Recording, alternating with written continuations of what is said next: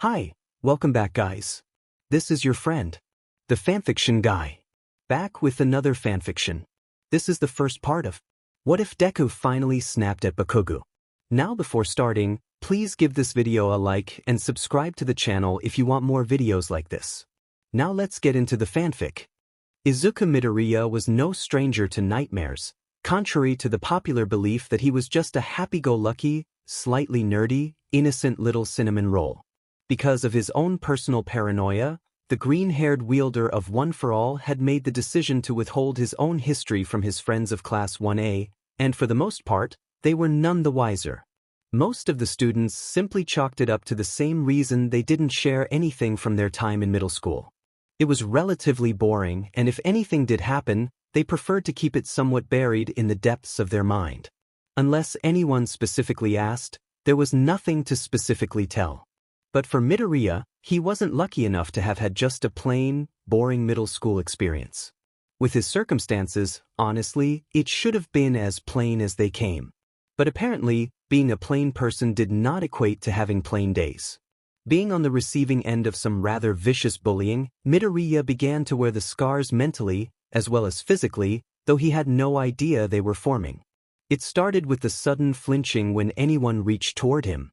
Inko was horrified at first, but after some rather skittish remarks and pleading, along with some rational deception, she'd come to believe the flinching was due to his inheriting of her nature.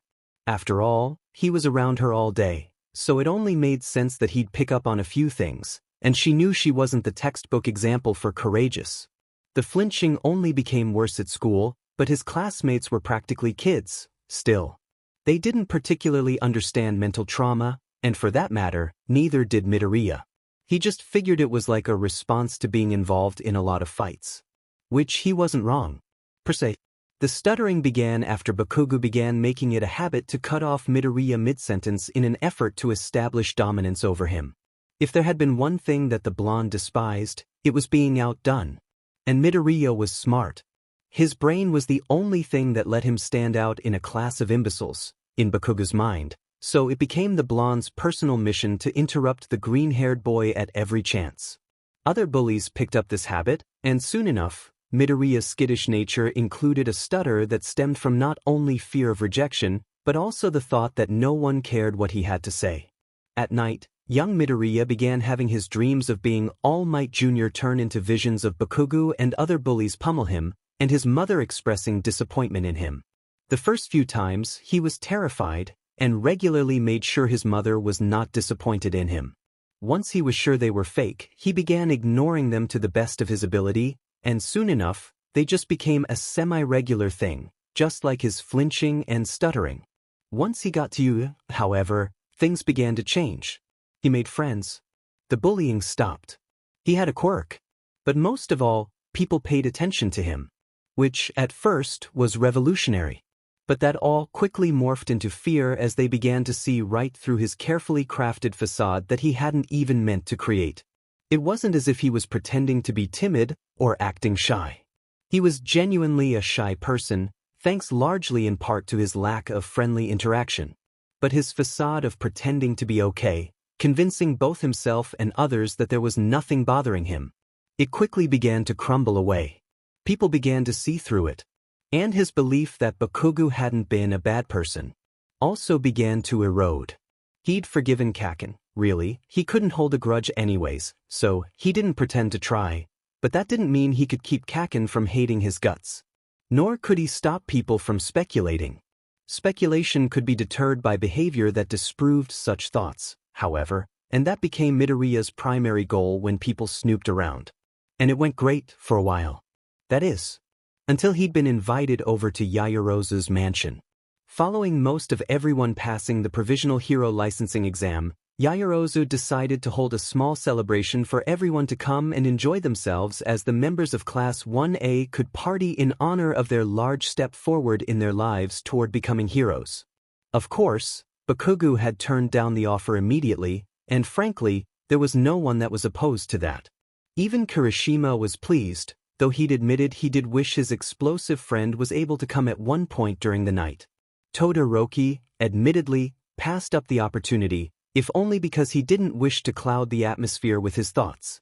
Midoriya tried to convince him otherwise, as did Yaoyorozu and Mina, but he respectfully declined, and stated he needed to think about things involving his father, as well as visit his mother again.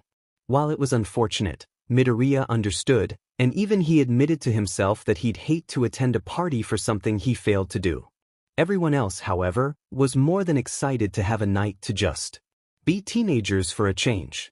Even Mineta was invited, though Yaoyorozu was very straightforward with how he was to behave, lest he want to be forcefully removed. The night went off without a hitch, and everyone enjoyed themselves immensely, and found themselves interacting with classmates they didn't typically interact with. Once the night came, Yaoyorozu informed everyone they could pair up into small groups and find a guest room, but Shiro and Hagakure both were adamant on everyone spending the night together, like one big sleepover. The idea went well, and within a few minutes, everyone was settling into their blanket and eagerly chatting away with whomever their nighttime neighbor was. Strangely, or not, depending on who you asked, Mineta was stuck between Aoyama and Shoji. Something he was not happy with, but nobody was willing to move, to his disappointment. One by one, everyone fell into the waiting arms of dreamland, except for one. Of all nights, sporadic as they were, Midoriya found himself trapped within the cold clutches of a relentless nightmare, and in the real world, he began to shuffle fitfully in his rest, stirring a few of his nearby classmates. Geez, Midoriya's a real wild guy. He even fights in his sleep? Kirishima muttered, gently rubbing his eyes with his forearm. He'd learned his lesson about using his hand, and he had the scar to prove it. How manly can you get? I doubt he's fighting. Ashido said, rolling onto her stomach to get a look at the bushy-haired teen, struggling futilely in his rest. While she was partially annoyed to be woken, she hardly blamed Midoriya once she'd seen the state he was in. Part of her was tempted to try and stir him from his slumber, but she also knew how well that went when she'd once woken her brother, and knowing Midoriya and his massive power, she decided to let him ride it out. A yawn escaped Hagakure's lips, but without the noise that accompanied it, nobody would have known. It looks like he's in pain. I feel like we should help him. Kaminari scoffed. Yeah, you wake up the kid that can destroy a glacier by flicking his fingers. I'm good with living, though. From his position, Kirishima could see the way that Midoriya's brow furrowed, as if he was trying to block out bad thoughts, and the way his arms tightened around his sheets. The red-haired teenager frowned, and felt the temptation arise to try and wake up his classmate. Out of anyone, he was the best suited to do so, but he also wasn't sure how suited he was. It looks like a pretty bad nightmare. Hagakure thought aloud. I didn't know Midoriya had nightmares. Everyone has nightmares, Hagakure. The tired, but patient voice of Yaoyorozu broke through the darkness, and through the shadows, one could make out the taller girl leaving the comfort of her blankets to come over to where Midoriya was tossing and turning. She knelt down nearby him and produced a small fan from her abdomen and turned it on, before placing it near his head in an effort to cool him down. It's just a natural reaction to stress and fear. I know that. Hagakure defended, drawing a snort from Ashido. Sayuri, you did. Even in the darkness, Hagakure was able to reach over and smack Ashido lightly on the arm, causing a quiet yelp to escape from Ashido when she felt her arms suddenly touched. What do you think he's dreaming about? Kaminari said suddenly. Everyone went quiet. The answer could have been a multitude of things, truthfully. I cannot say for certain, but I have had a nightmare about Stain. Ida's voice was sudden and unexpected, so a few students jumped at the sound of his usually booming voice. But now it was quiet, and, well, it was so unlike the Ida everyone was used to. At first, it was because of my brother. But after a few nights, it was the look in his eye that I dreamt of. Ida knew he couldn't tell anyone about the true results of the altercation and outcome he, Todoroki and Midoriya had been part of.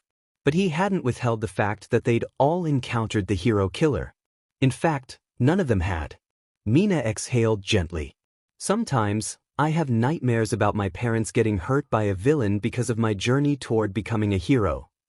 There were a few mumbles that went around the room as those awake admitted they'd likely had the same nightmare at some point, and even thought about it during the waking hours of the day. Becoming a hero meant putting your family in danger, and nobody was particularly sure on how to deal with that facet of a hero's life. Aizawa had yet to cover that aspect of heroics, but when he did, everyone was going to be listening. From the darkness, Kaminari spoke. I once had a nightmare about Bakugou. Someone who, exactly, was unknown, snorted in a failed attempt to withhold their laughter, causing Kaminari to lash out. Hey, it's not funny. He's scary. Yaoyorozu shushed him gently. Come now, there's people trying to sleep. Let's be respectful of them. The electricity user grumbled quietly, but obliged by Yaoyorozu's request, despite his reluctance to quiet down. Surprisingly, Hagakure spoke up and agreed. Kaminari makes a good point. He's rather rude. And he really hates Midoriya. That's true. Ashido mumbled. I've never seen someone so kind get treated like such. For no reason too. Hey, we can't judge, Kirishima said semi-defensively. We don't know their history. And Bakugou isn't exactly known for being open about his past, huh? Kaminari rolled his eyes in the darkness, knowing full well no one could see him. He's also not known for his kindness. Let's not divulge into gossip. That's rather unbecoming for prospective heroes, wouldn't you agree? Ida said, apparently having enough of the conversation. In all honesty, everyone had been expecting Ida to shut down the conversation earlier. They weren't surprised he decided to take a stand now. He had always been against any sort of gossip, so it wasn't surprising to see him stand against it now. Yaoyorozu created a small candle and lit it near Izuku's body, in an effort to see better and intervene if necessary. Suddenly, as if the light was a catalyst in his nightmare, Midoriya grunted, and his body was enveloped in a red glow, and a pressure descended upon the room, before the glow dissipated, and everyone was left wondering what they'd witnessed. However, he shot upward, grasping forward feebly and clutched at the air, before a guttural roar was unleashed from deep within his throat. Honestly, it would have been a miracle everyone didn't wake up. That was not the case, however, and those that were previously asleep were now desperately trying to find their bearings as they were mercilessly torn from their peaceful dreams. And Midoriya, Kirishima said loudly. It's okay, dude. You're okay.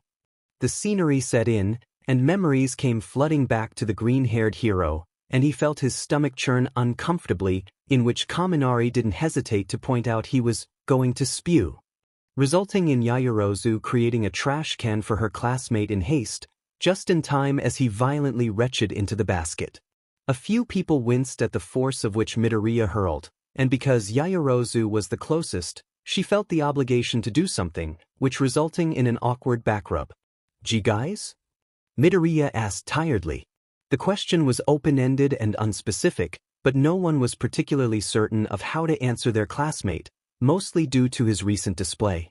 More than that, nobody was sure who should speak up. There was no designated caretaker in these situations, and although Uraraka was the closest thing to the Deku help leader, she was still smothered by fatigue and had no clue what was going on. It was clear, however, that Midoriya was becoming more and more anxious, as his jade eyes filled with doubt, concern, but most noticeably fear. He was afraid he'd done something wrong. Yaoyorozu took the opening with a shade of reluctance. Midoriya, are you all right? He blinked groggily, trying desperately to clear the fatigue from his eyes. Aye. He closed his eyes, and there was a sharp intake of breath as he seemingly remembered what it was he was dreaming about. His eyes shot open and he looked shaken as well as visibly nervous. Why? I'm fine now. Do you want to talk about it? Hagakure asked kindly. Truth be told, she had no idea of what to do in this situation. Typically, her friends from primary school just spouted whatever was on their mind, and anyone she'd become friends with at UA did something similar. If they remained silent, it was clear that the issue was something bigger than they were ready to share. Midoriya looked around the room uneasily, and the message he was sending was clear: there were too many people. Kirishima took notice and deftly took charge, gesturing to the outside porch where they'd previously held their festives, with his thumb and a grin adorning his face. Come on, dude, we can talk out there. He studied Midoriya's face, and despite the waver in his look, he still appeared unnerved by the prospect. If you want. Understandably. There are some secrets we all want to hide. Midoriya glanced over to Ida in surprise. The boy's voice was low, and his eyes were squinting without the use of his glasses, but he seemed much more serious under the dim lighting of the candle. But we're your friends. I'm sure we can help, if only a little. It took Midoriya only a split second to realize what Ida was implying. Had the engine-quirked student shared his thoughts on his brother, things may have turned out differently. Their lives may have avoided potentially being ended on that fateful night. But then, Stain may not have been captured. Either way, all things considered, being open could only have helped. Midoriya sighed, putting trust in his friends. He needed to do this. Even if they judged him. Okay. But not everyone. He glanced around the room, taking in the tired and confused looks on some of his classmates' faces. I'll tell them another time. Ida didn't hesitate to stand up and let his booming voice echo throughout the room. It's all right, everyone. It was just a poor prank. We apologize for waking everyone. Mineta grumbled about being torn from a lewd dream and cast Midoriya a tired glare, while a few other students just blinked, shrugged, gave Ida a strange look, and laid back down in earnest. Uraraka gave Midoriya a worried look, which pulled at his heartstrings. She had been tired out from the day, and Midoriya didn't want to pester her with his problems. So he offered her a weak, but heartwarming smile, which she returned and laid down. I'll tell her, he reasoned. On my own account. Slowly, Midoriya stood up and slipped outside, closing a well-decorated glass door behind him whilst everyone else dealt with the fallout of a prank gone awry. For a man that hated lying, Midoriya thought, Ida was a little too good at coming up with fake excuses on the spot. Straight and narrow and hardly deterred from the rules, his engine-quirked friend was fast on his feet, but just as fast on the ball, it seemed. He decided to take a moment to drink in the nighttime air, a stark difference from the warmer, more clustered air inside the room. Grand as it was large, the room didn't exactly have the best circulation, and because of that, the temperature rose higher than anticipated, especially with over a dozen teenagers all cluttered together inside. The sky was polluted with lights, causing the stars to remain hidden from sight, a fact that caused a light frown to slip onto the green-haired boy's face. The moon was masked from sight as well, but more likely, it was due to the cycle of the moon. It's a nice night, huh? From behind, Ashido spoke, trying to avoid frightening the jumpy hero in training. He felt a jolt run through his body, and a familiar flicker of power known as One for All surged through his muscles, but he exhaled deeply and pushed the sensation to fight or flee down. He wasn't in danger. There was no one to fight, he told himself. Ashido must have noticed the startled look on his face, because a guilty smile slipped onto her face, and she rubbed the back of her head, though there was little remorse on her face. Sorry, didn't mean to scare you. I just figured talking was better than touching you or something. He couldn't argue there. Touching him would have probably fried his brain, or sent him into the air with a one-for-all packed leap.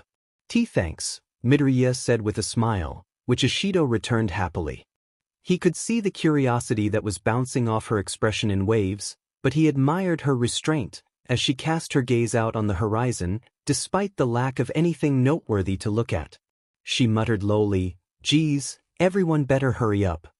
The two waited patiently for everyone who had been awake for everything to ambulate outside, though Ashido was far less patient than Midoriya. In the end, the group wasn't as large as Midoriya had expected. Kaminari, Kirishima, Yaoyorozu, Ashido, Ida, and Hagakure. It was a good thing she was wearing pajamas, otherwise he wouldn't have known she was there, too. He took a breath in. So? Just start wherever is comfortable, Yaoyorozu suggested, though judging by the look on her face, she wasn't particularly confident in her thoughts. Kirishima didn't waste any time in positioning himself next to Midoriya, forcing the smaller boy into a sitting position against the wooden railing that kept one from falling off the porch. Everyone nestled in close, Ashido pushing the ever-awkward Yaoyorozu next to Midoriya, who blushed at the close contact, but remained silent. The pink-skinned girl was tempted to slip in between Kirishima and Midoriya, but ended up laying on her back so she could peek at the sky, too. A few quiet seconds passed, And Midoriya still had no idea of where to begin, so he decided to try from the beginning. "Oh, I guess you guys should know, I didn't always know my quirk. I only got my quirk a few months before the UA entrance exam." Ida had been right about one thing. There were some secrets he still had to keep. One for all was one of them. For as long as he could keep it, that is. That's rather late for a quirk to develop. Ida said slowly. Everyone knew the basics of their quirk. It always appeared around when they were 4. Scientists began to rationalize it as something akin to a PBO, as it was a widely regarded fact of when quirks were first noticed in kids. Of course, that didn't prevent outliers from occasionally occurring, but for the most part, it was rather consistent across the world. Hagakure pipped up, recalling a fact from one of their first classes. "And you went to middle school with Bakugou. Is that why he called you quirkless?" Midoriya nodded. "Yeah. I never showed any sign of a quirk in school, so." Kaken thought I was lying to him. Truthfully, Midoriya had spent hours upon hours, staying awake at night as he considered these little things. He had finally come to the point where he understood why Bakugou hated him so much. And that it all because the ever-prideful teenager thought that Midoriya had just been waiting to overtake him and make him look like a fool. "I guess. See, 'cause of the time I got it. He wasn't really wrong when he called me quirkless. That explains why you always exploded when you used your quirk." Hagakure exclaimed suddenly, causing everyone to sweat drop. Midoriya sighed internally. "At least they buy it," he reasoned. "Alright, because of that, I wasn't the most popular of students." Kirishima's goofy smile had disappeared, and he looked Midoriya straight in the eye. He knew. Even with his hair down, he was still just as intimidating as the first time Midoriya had met the kid. Even though he wasn't trying to be. "Bullies. Am I right?" He didn't reply. He didn't have to. Kirishima hadn't seen too many quirkless kids at his school, if any that he could recall. He spared a glance over at Ishido, but judging by her tense frown, she, too, had no experiences with that sort of thing at their school. Ida folded his arms and looked down. His private academy had no such allowance for those without a quirk, even if it was harsh. Kaminari bit his lip. He'd only seen one. And it hadn't ended well for the poor girl. He still remembered the announcement of her passing. She had been 2 years below him, so he didn't know her personally, nor did he really know of her. But he'd been shocked and rather upset to hear of something so tragic happening to someone so innocent. It was a reminder that the world held dark places beyond the borders of his vision. Yaoyorozu said nothing, nor did she allow her feelings to slip onto her face. She was not blind to the statistics, which she suspected everyone else to be unaware of. Hardly could she blame them. They were not friendly numbers. 1 in every 10 quirkless children would commit suicide by the end of their primary schooling. Even less would make it through high school, due mostly in part to the rigors of the high schools and their faux hero departments. UA was not the only heroic school, and most had a similar department. They simply lacked the prestige that UA carried in title alone. If he'd gone through primary school quirkless then. She clenched her eyes shut. The thoughts were not good. It wasn't all bad. I was able to get through because I helped the other kids when I could, and they'd spare me. Midoriya said weakly. The words echoed ominously. They'd spare me. They were sickening words. A wave of anger wrapped its way around the small circle of students as they digested the exact terminology that he'd used. He had to fight for his survival. Hagakure felt her heart aching deep within. Didn't the teachers? Midoriya looked away. They'd see. But more often than not, they wouldn't care. The principal didn't care either? Hagakure asked softly. Midoriya didn't respond. Kirishima clenched his fist and bared his teeth. He knew public schools could be effed up, but he'd only heard rumors of this sort of thing happening. He'd never believed it actually happened, let alone happen to someone so close to him. And not to someone so kind. That they'd spare me. Ishido kept repeating that line over and over in her head, feeling her stomach churn in disgust. She put a hand over her abdomen, trying to quell it. The fact that her classmate, her friend, had to fight for his survival at a place that should have been safe haven was repulsive. Nobody standing up for him. Nobody defending him. She blinked, putting her rage on momentary pause. Didn't Bakugou have classes with you? There was an unasked question. Didn't he protect you? But he didn't answer that unasked question. He couldn't. Midoriya flinched lightly, and everyone felt more anger build up within. He wasn't that bad. Sure, he had his moments. But I also bothered him a lot, and if I didn't challenge him all the time. A thud was heard, and everyone turned to Kaminari, who was gritting his teeth in rage. His fist was snugly placed into the wooden flooring, and his body crackled occasionally with loose electricity, causing everyone's hair to stand on edge. That's bullshit. You shouldn't defend him. There's no reason what he did was right. Despite the wild look in his eye, Midoriya sighed, and looked toward his lap, bringing Kaminari's temper down, as the yellow-haired boy looked at him in confusion. I know. What he did was wrong. But he really does want to be a hero. And since that day, he hasn't done anything to me. He looked back up, a dim light in the young boy's eyes.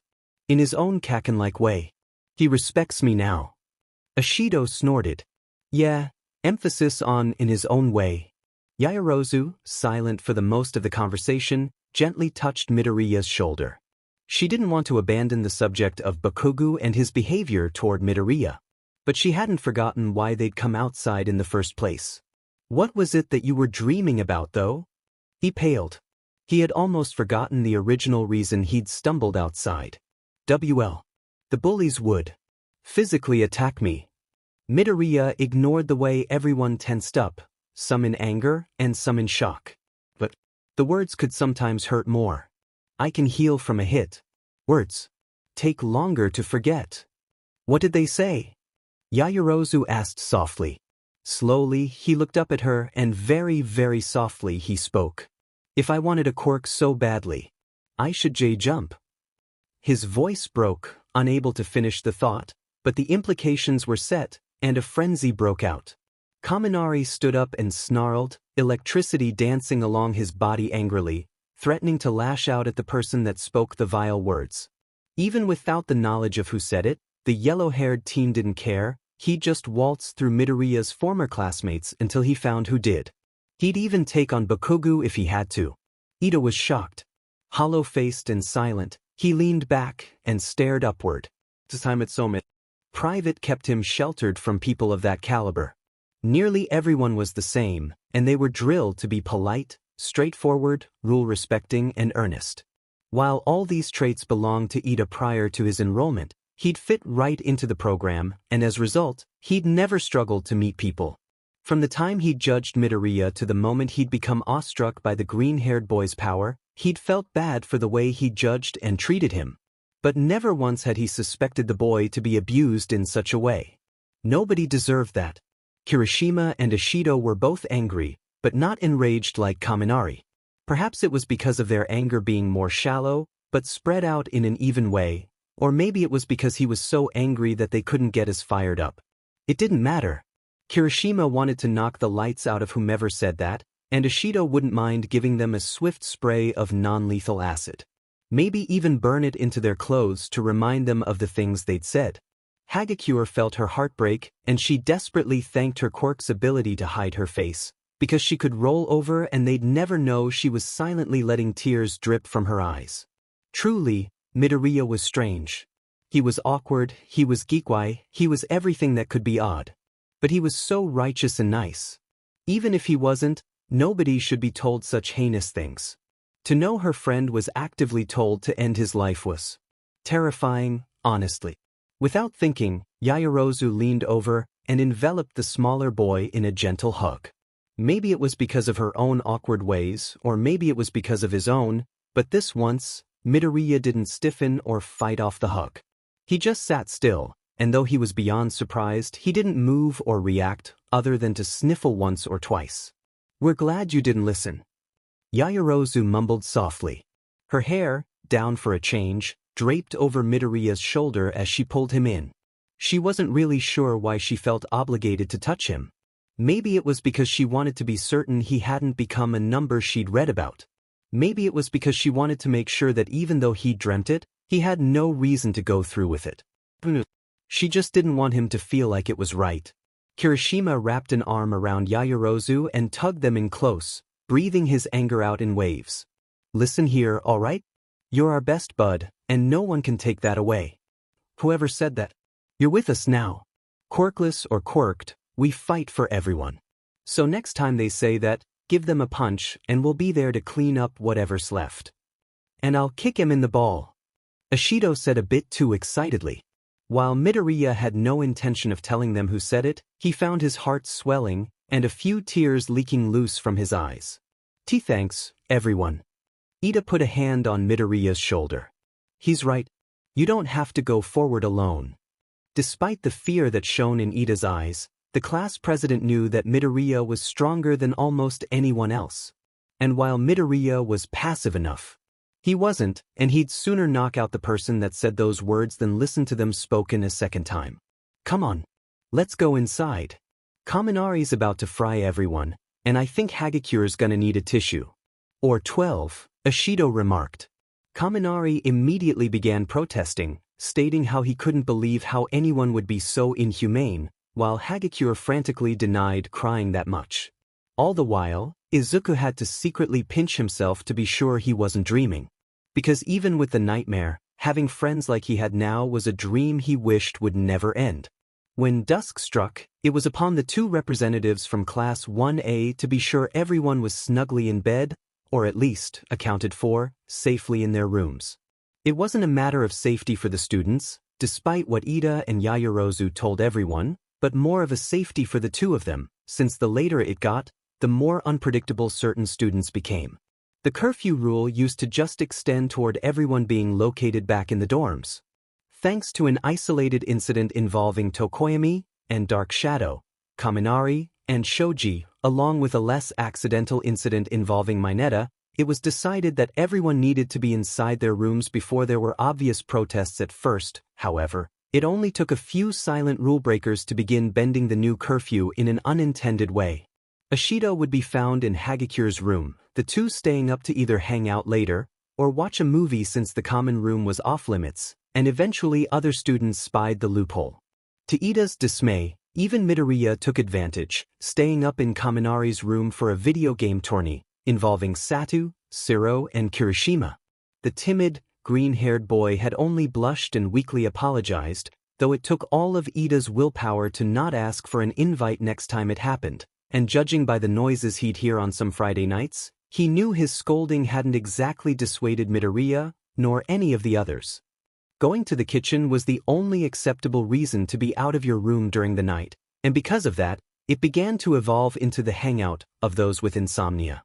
Whether it was plaguing nightmares, restless energy, or just the desire to get some water and maybe sneak a snack, there was always at least one person hanging out at the table, tiredly sipping on water, hoping for the gentle embrace of sleep. That's precisely where Yaoyorozu found herself wandering in the deepest part of the night, as she slipped into a nightgown and fumbled through the dark hallway, half of her mind dedicated toward not falling, while the other half of her brain debated with the idea of creating nighttime lights for the halls, as to prevent them from being so freaking dark. Really though, she could hardly see her feet, let alone what might be hiding on the floor, waiting to trip her up.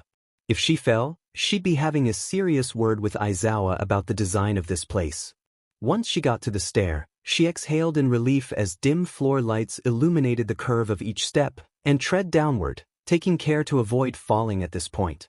Straining, she could hear the quiet muttering of at least two people in the kitchen, and she snorted. Of course someone was awake at this time. She had doubts that some of her classmates ever slept with how often some of them showed up to class looking like they were zombies. How they were okay with sleeping so little, let alone functioning off such a detrimental amount, was beyond her, but then if it wasn't her problem, she wasn't going to solve it. They were all big kids, they could figure their lives out on their own. Upon reaching the kitchen, the tall, black-haired girl was greeted by the sight of several of her classmates, each hanging around the large kitchen table, surprised by her sudden arrival, but not looking too ashamed as she eyed them warily. Ashido smiled widely, a bit too widely for it being past 1 in the morning, and set down her cup that had steam leaking from the lip of the cup. "Hey, what brings you here, Nightwalker?" she asked kindly. The girl was far too awake right now, Yaoyorozu faintly pondered. But she wouldn't be rude, after all. There was no telling what someone else was thinking or going through. On the surface, Ishido could be acting jubilant, but internally, there was absolutely no guessing what might be raging on. Just a snack, Yaoyorozu said softly, bring a hand to her stomach. She was sure there was a speckle of red dusting her cheeks, but with the faint glow of the kitchen nightlight, she was sure no one could tell. What about you all? Is this a regular meetup? She swept her gaze over the table, taking in everyone's expressions. Tokoyami shrugged, closing his eyes as he did so. From behind him, dark shadows seemed to smirk, although it almost blended in with the shadows that engulfed the room. It was the eyes that kept it clearly visible. Kaminari smiled innocently, while Kirishima just stared into his cup, as if embarrassed. I'm here too, Hagakure exclaimed. Yaoyorozu blinked. Are you wearing any clothes?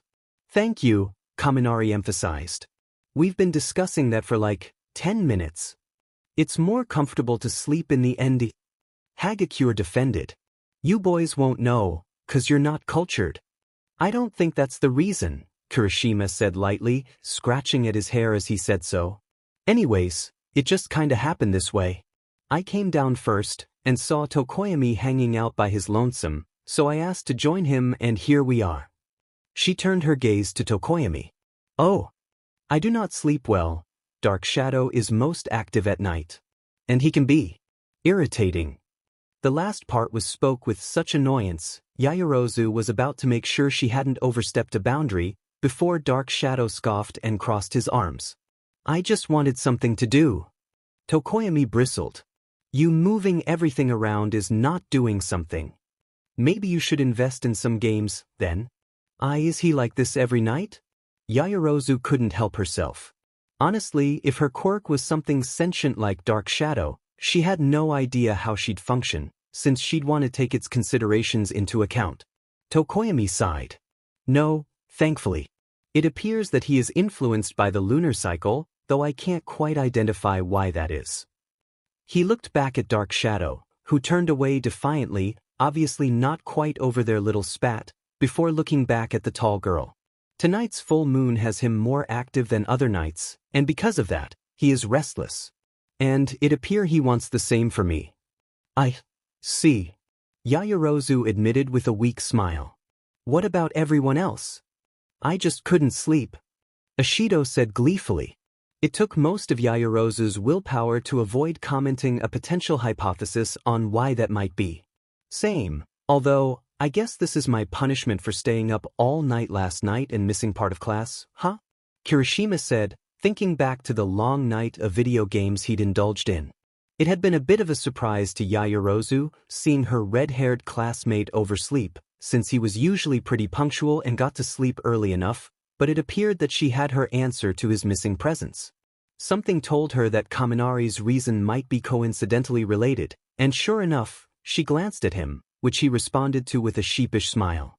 Hagakure, strangely enough, was silent, and didn't seem eager to bring up her reason for being awake. To that, Yaoyorozu understood perfectly.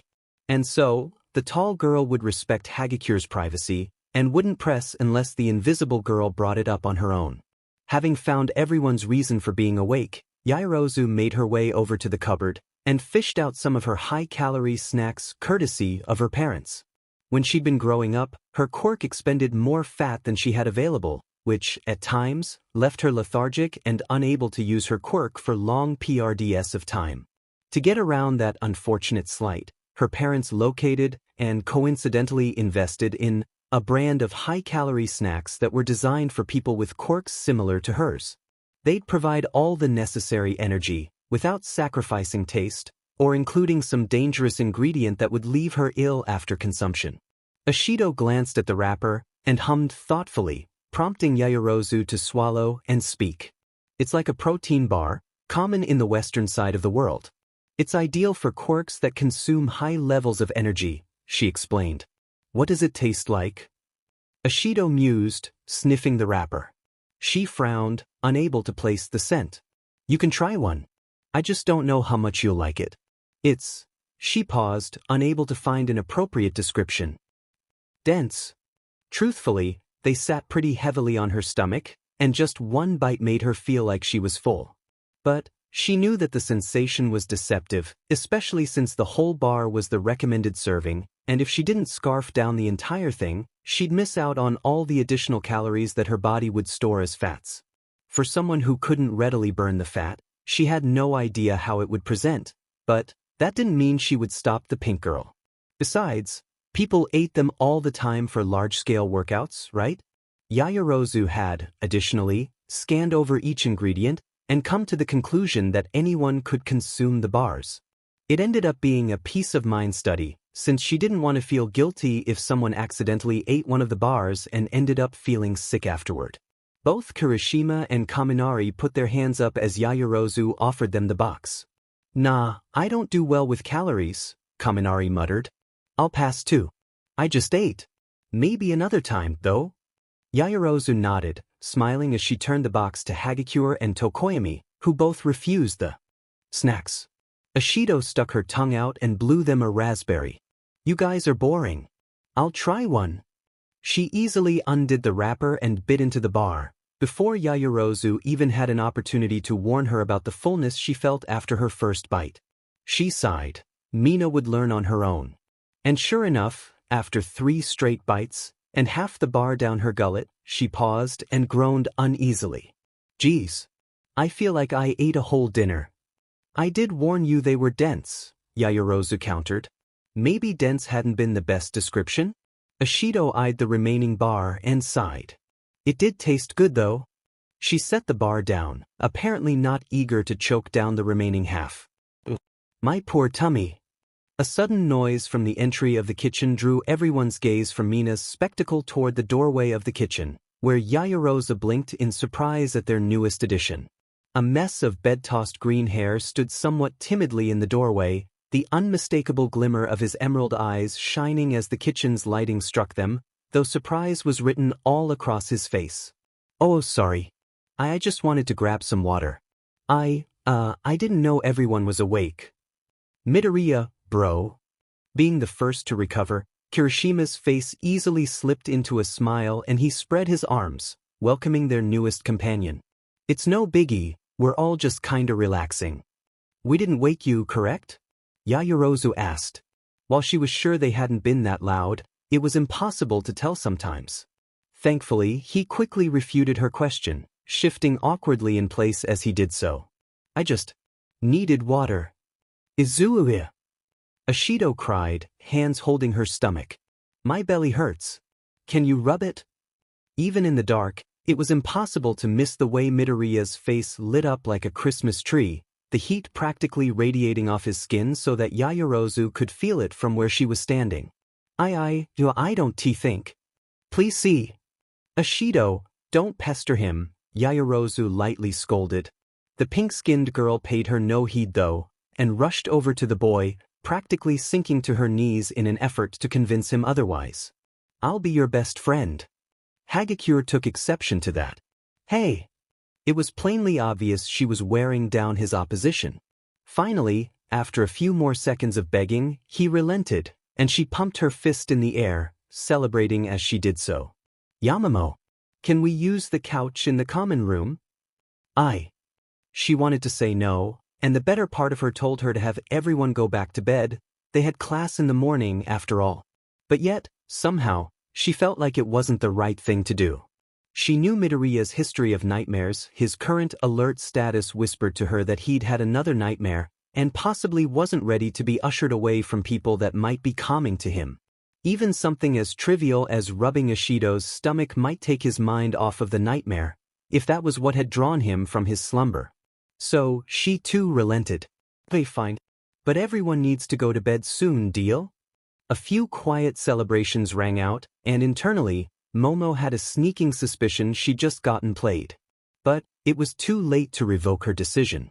And she kind of wanted to relax on the couch, anyway. She wasn't quite ready to go back to bed, and maybe quietly relaxing with her classmates would help lull the sensation of sleep back upon her.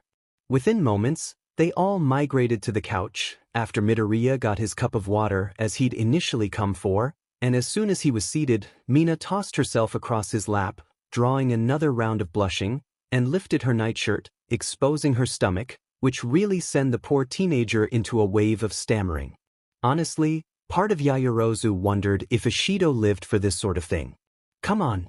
It's easy, just rub in circles," Mina encouraged, and despite his obvious reluctance, Midoriya began to rub her stomach, his posture stiff and his eyes anywhere but in front of him. Kirishima and Kaminari were honestly loving it, snickering and giggling like schoolchildren, while Hagakure cooed to herself. Tokoyami smirked, but was otherwise silent. "You're a natural. Why you're not helping?" Midoriya mumbled.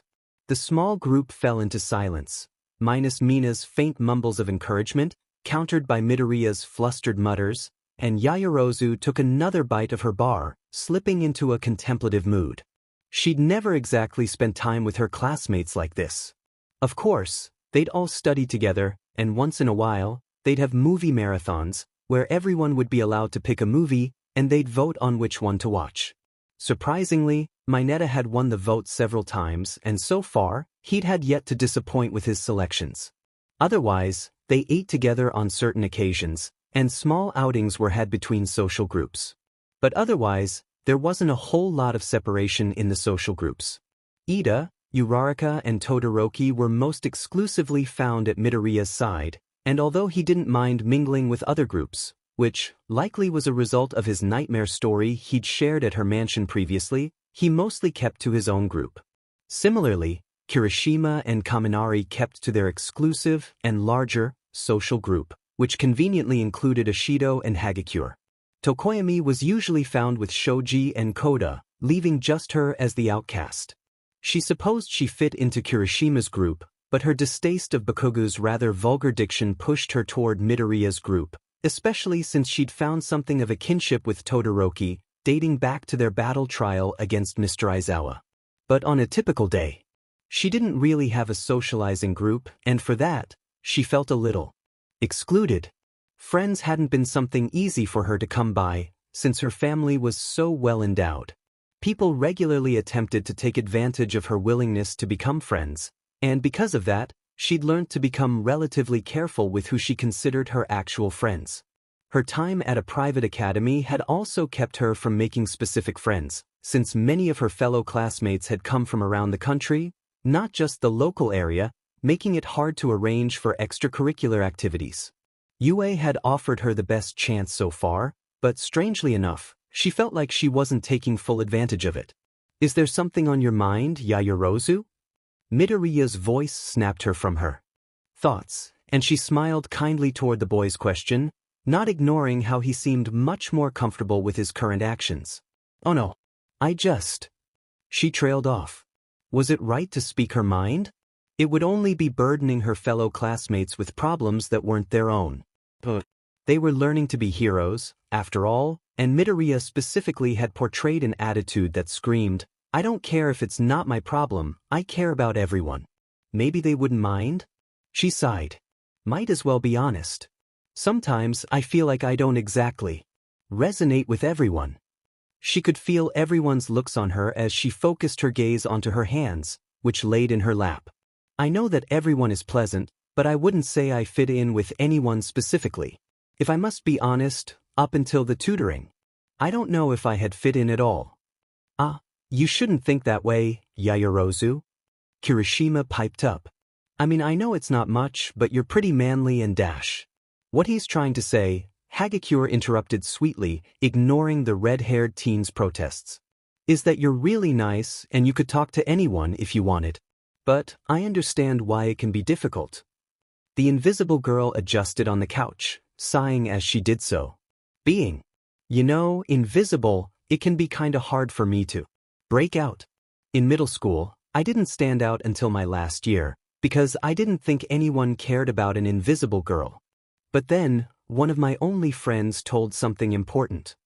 Her voice turned softer, filled with emotion. "We don't judge people on how they look anymore, because that's the norm, right? What's the difference between looking a certain way and not looking any way?" And when I thought about that, it all kinda made sense. She looked over at Momo, not that anyone else could tell. "So, I get what you mean. But, Don't be afraid of pushing your comfort zones, otherwise you might never know where you fit in. Hagakure, Midoriya whispered. Ashido looked at where she was sitting with a new appreciation. She's right. Kirishima spoke up, his energetic voice oddly flat. I had a lot of problems with myself in middle school. Ashido seemed to stiffen under Midoriya's touch as the redhead spoke up, but she quickly settled, hoping no one noticed. He grimaced, running the tips of his fingers between the knuckles of his opposite hand, remembering what it was like before he arrived at UA with his new outlook. The time before he decided to be the manliest man that existed. For some reason, I couldn't really get confident. My quirk was boring, I guess. And then I saw someone save my classmates when a villain showed up, and I began to think I'd never become a hero. I mean, how could I? My quirk was weak and I was weaker. I wasn't a hero. Or a man. I was just a kid. I thought about giving up on my dream, but then he clenched his fist. I saw an interview with Crimson Riot, and I thought to myself, isn't that the man you want to be? Isn't that the person you wanted to become? He looked up for the first time, a plain smile on his face. And I decided to make some changes to my life. No more would I doubt myself, or think of myself as incapable. No longer would I pass up an opportunity to help someone, because that's not what a real man would do. He looked at Yaoyorozu, and then at Hagakure, and his smile widened. I think the best part about UA is you get to choose who you want to be. You can decide if you want to be something else. Is it that easy? Kaminari wondered aloud. Everyone turned to look at him, and he suddenly realized he'd spoke aloud, waving his hands in defense. And not to say I think anyone is wrong. But he turned downcast. You can't just change who you are overnight, can you? No, Mina said from her sprawled position over Midoriya's lap. But that doesn't mean it isn't a gradual process, either. I mean, look at me. She gestured to her whole body, from the mess of pink, curly hair atop her head, the tan horns that peeked through the untamable curls, to the bubblegum pink skin. Even her black scara, with the golden irises that were almost glowing in the nighttime light. I'm not normal. As a kid, it's not easy being so different. Even in the society they lived, children could be the most judgmental crowd, especially when quirks appeared. As time progressed, people became more accustomed to strange appearances, and more often than not, they were readily accepted by parents, friends, and classmates. However, that didn't mean that everyone was that accepting, and at points, small jabs could turn into PRDS of self-doubt. It's not an overnight transformation. I didn't just know I was beautiful, I had to come to accept it.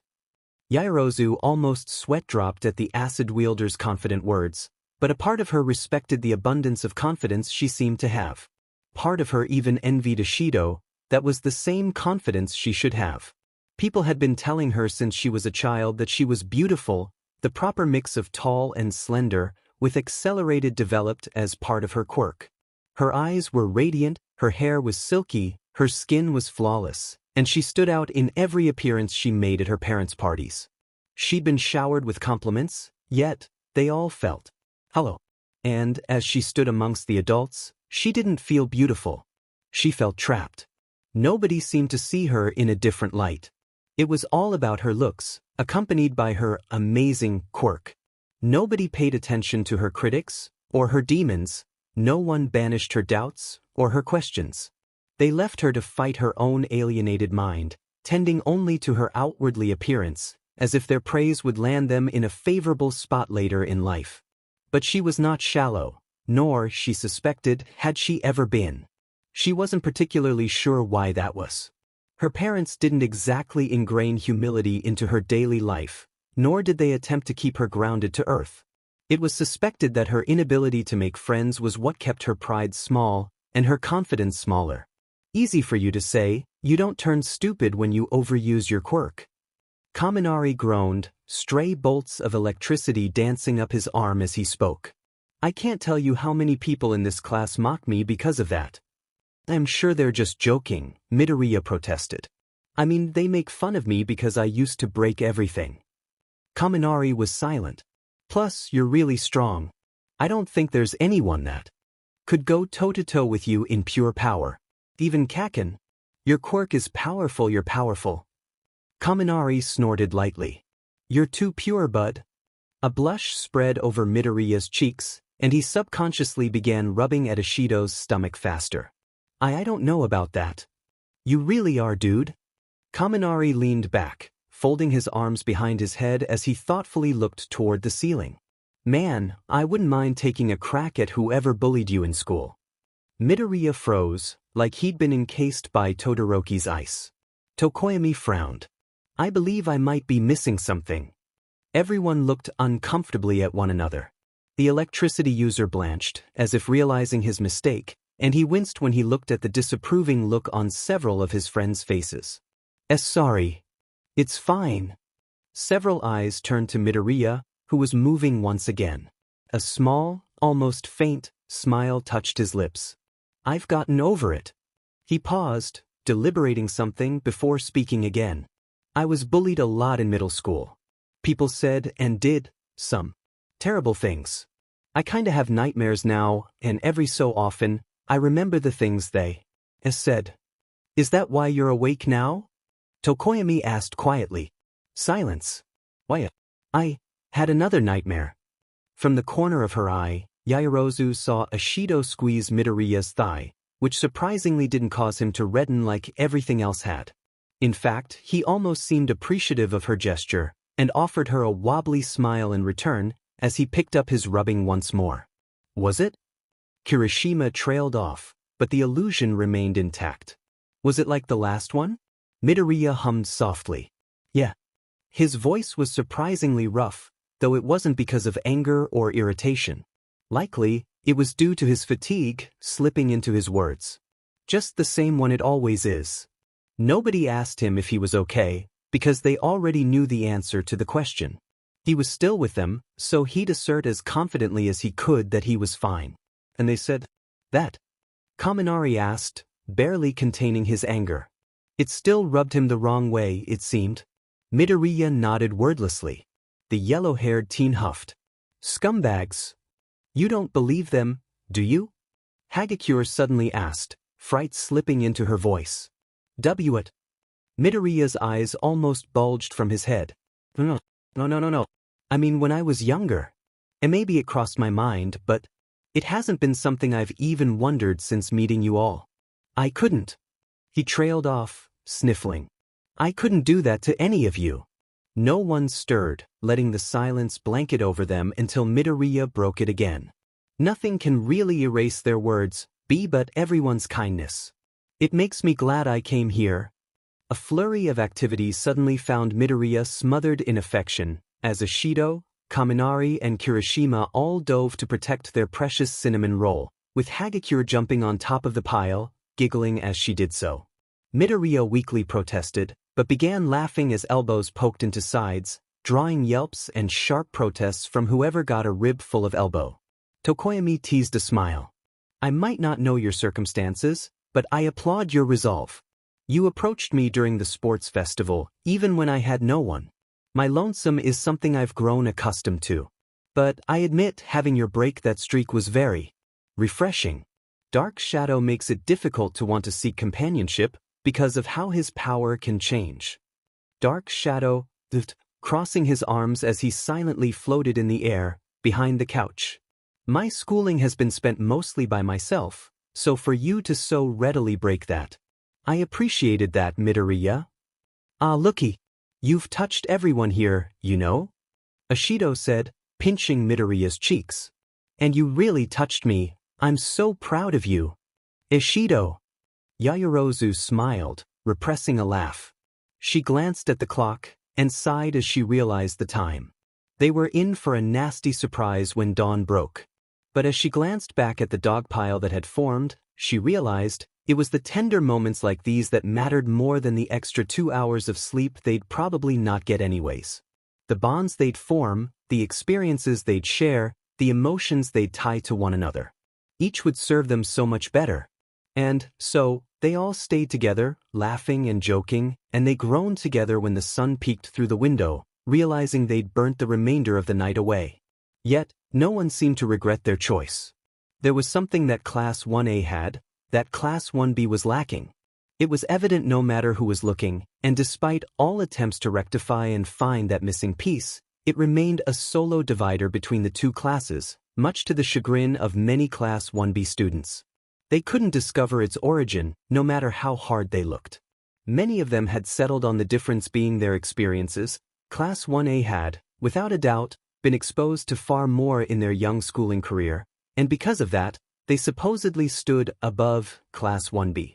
From the combat, to the teachings, to the attention they received, Class 1A was seemingly years ahead and had no plans of stopping. Class 1B was the more studious class, scoring higher on practical exams, tests, and having a better class average. Yet, still, there remained a stark contrast. If you asked anyone in Class 1A, they'd tell you that it had nothing to do with murderous individuals revealing themselves and their intentions to the majority of the class, but instead, it had everything to do with who led their class. The strangest part was that it wasn't the class president and vice president that the students referred to, but rather a single individual who was more or less blind to his own involvement in the matter. He simply put his best foot forward every day, and in doing so, had gained a following of students willing to fight by his side. Or fight for his justice, should it be necessary. Practically no one was foreign to his nightmares. Of course, he never made a big deal about them, because he didn't have to be a psychic to know that most of his friends were having their own nightmares. They'd all been exposed to the same horrors, they'd seen the same things. Some were able to cope better than others, but nobody judged anybody, especially when the kitchen lights would flicker, and someone could be heard rummaging through the fridge or turning the television on inside the common room, because they were too wound up to go back to sleep. There was a group that had taken special care to watch out for Midoriya, not that he needed it, of course. He had no idea they were watching him either. The only reason they paid him the special care was because he'd earned it. Everyone had some trying times across their life. Well, for the most part, everyone knew about Todoroki's home situation after he revealed his true happiness following his mother's discharge home from her hospital. And no one could forget Ida's brother, and the impact his paralysis had on Ida moving forward, despite his best attempts to remain strong. For each student, there was a story that followed them, not always a bright spot in their difficult, teenage lives. Midoriya's story wasn't a story he cared to share, because of the haunting fact that hid, immersed in the shadows, privy only to his knowledge. And every time he told his story, his heart clenched, remembering exactly who had spoken those poisonous words. But even as he harbored that painful memory, it never crossed his mind to say anything about the specifics, not because they never asked who said it, but because he couldn't bear to ruin anyone's life over some words. Realistically, those words meant significantly more than any old words, and they were absolutely unacceptable for someone to say to their classmate, let alone anybody, but he also couldn't just bring up the past like that. Besides, Bakugou was different now. Or so he told himself. And maybe, he thought to himself, it was wrong to keep that truth from his classmates. It wasn't exactly like they deserved to know who said it, but hiding something like that? Surely it would only lead to trouble, if they ever found out. They'd probably become furious. Of course, that was assuming they found out. Which, if they did, it wouldn't be because of his nightmares, that was for sure. There was also that small part of his mind that told him they'd leave him, if they found out who had uttered those words. People had always chosen Bakugou over him. Why would this be any different? No matter what they said, their actions would be the real proof, and a small and very ashamed part of him, he believed they'd suddenly abandon him. So, it made even more sense to remain silent about the whole thing. That had been the plan anyways. He hadn't mean to say anything. But, ever since a young age, he'd had a terrible habit of muttering whenever he fell deep into thought, and without knowing it, that habit had extended to when he was asleep. It wasn't so much a muttering in his sleep, but instead, just a weak mumbling with the occasional mutter. He'd been told by his mother that it was rather adorable, but of course, he'd been mortified when he first found out. It hadn't occurred to him that anyone else would discover it, because he hadn't exactly anticipated ever falling asleep around anyone that wasn't his mother. You know, it's actually cute that Midoriya talks in his sleep, Ishido said casually. A few eyes slid her way, none surprised to see a tuft of green hair burrowed into her stomach, using her body as his pillow. Nobody knew when it developed, but lately he'd picked up a habit of falling asleep against the pink girl, and when he woke up, it would be the same routine, profusely apologize, despite her insistence of it being all right. As of now, he slumbered on, unabated. The class had just finished the first movie, and had been planning to watch a second one, but fatigue had begun to creep into their eyes once the climax came about, and now they were beginning to reconsider. Why am I not surprised? Kaminari teased lightly, prompting Ashido to stick her tongue out in retaliation. What is he saying? Hagakure leaned over, trying to catch an earful of the timid boy's words, but frowned as he went silent, a pout crossing her invisible features. Of course he won't talk now that I'm listening. Yaya rose aside, but managed to suppress her giggle. I don't think that's quite how it works, Hagakure. A few students stood up and stretched out their sore and exhausted muscles, with more than a few pops and cracks echoing throughout the room. Shoji extended his arms, accepting the various emptied bowls from the students, receiving more than a few thank yous in response, responding with a mute nod. Everyone fell into their post-movie routine, round up any of their garbage, throw it away, get their blankets and pillows together, and decide whether to camp out in the common room or drag their feet toward their room and hope they made it before passing out. Ojiro glanced over at the clock. We've got some time. Does anyone want to play a game? A few heads perked up. Oh, I'd love to. Hagakure said excitedly. What games were you thinking of? Kirishima asked curiously. Strip poker. Mineta called, and a chorus of groans simultaneously rolled through the room. What? Didn't we ban you from suggestions? Jero. Mineta crossed his arms and pouted. You all had no problem with the movie I picked. Ashido was sniggering, still snugly positioned on the couch, sneakily snapping a picture of herself and Midoriya, though the latter was blissfully unaware. She peeked up from her phone, rolling her eyes as she registered Mineta's suggestion. Geez, I'd rather take a nosedive off the roof than play strip poker with you. Ashido, please. Ida said firmly. Have a bit of care with your language. That's nothing to joke about. Before the pink girl could make any sort of response, the occupant on her abdomen suddenly began to thrash, his face scrunching up as his fists tightened, the familiar look of a nightmare tracing his expression. His quirk didn't activate, thankfully, as Mina realized how that might end for her, but he definitely wasn't calm, as his muttering began much faster than normal. Not the rooftop, not going up, not again, I won't. Ashido felt her heart begin to beat just a little faster. Rooftop? Was he dreaming about the person that told him to jump off the building? Had he accidentally heard her? A few of her nearby classmates noticed his suddenly erratic movements, and watched on worried, debating between waking the boy up, or letting him sleep, with the hope that whatever it was he was thinking of would pass. Stop. Kaken. Ashido froze, and not just her, but several students halted in their tracks, their minds blank as Midoriya's faint words filled their brains. What had he meant by that? Several pairs of eyes darted from left to right, momentarily locking with another pair, before shifting over to catch someone else's reaction. Nobody moved, nobody breathed. A tense air settled around the room, suffocating and heavy, like a blanket made from steel. The sensation washed over everyone, and in the depths of their mind, thoughts began racing, various in nature, but negative in unison. What had he meant? I idiot. Why would you say that? Midoriya whispered. A stray tear leaked from his eye, despite how hard his lids were clamped shut, splashing harmlessly onto Ashido's shirt, dampening the fabric.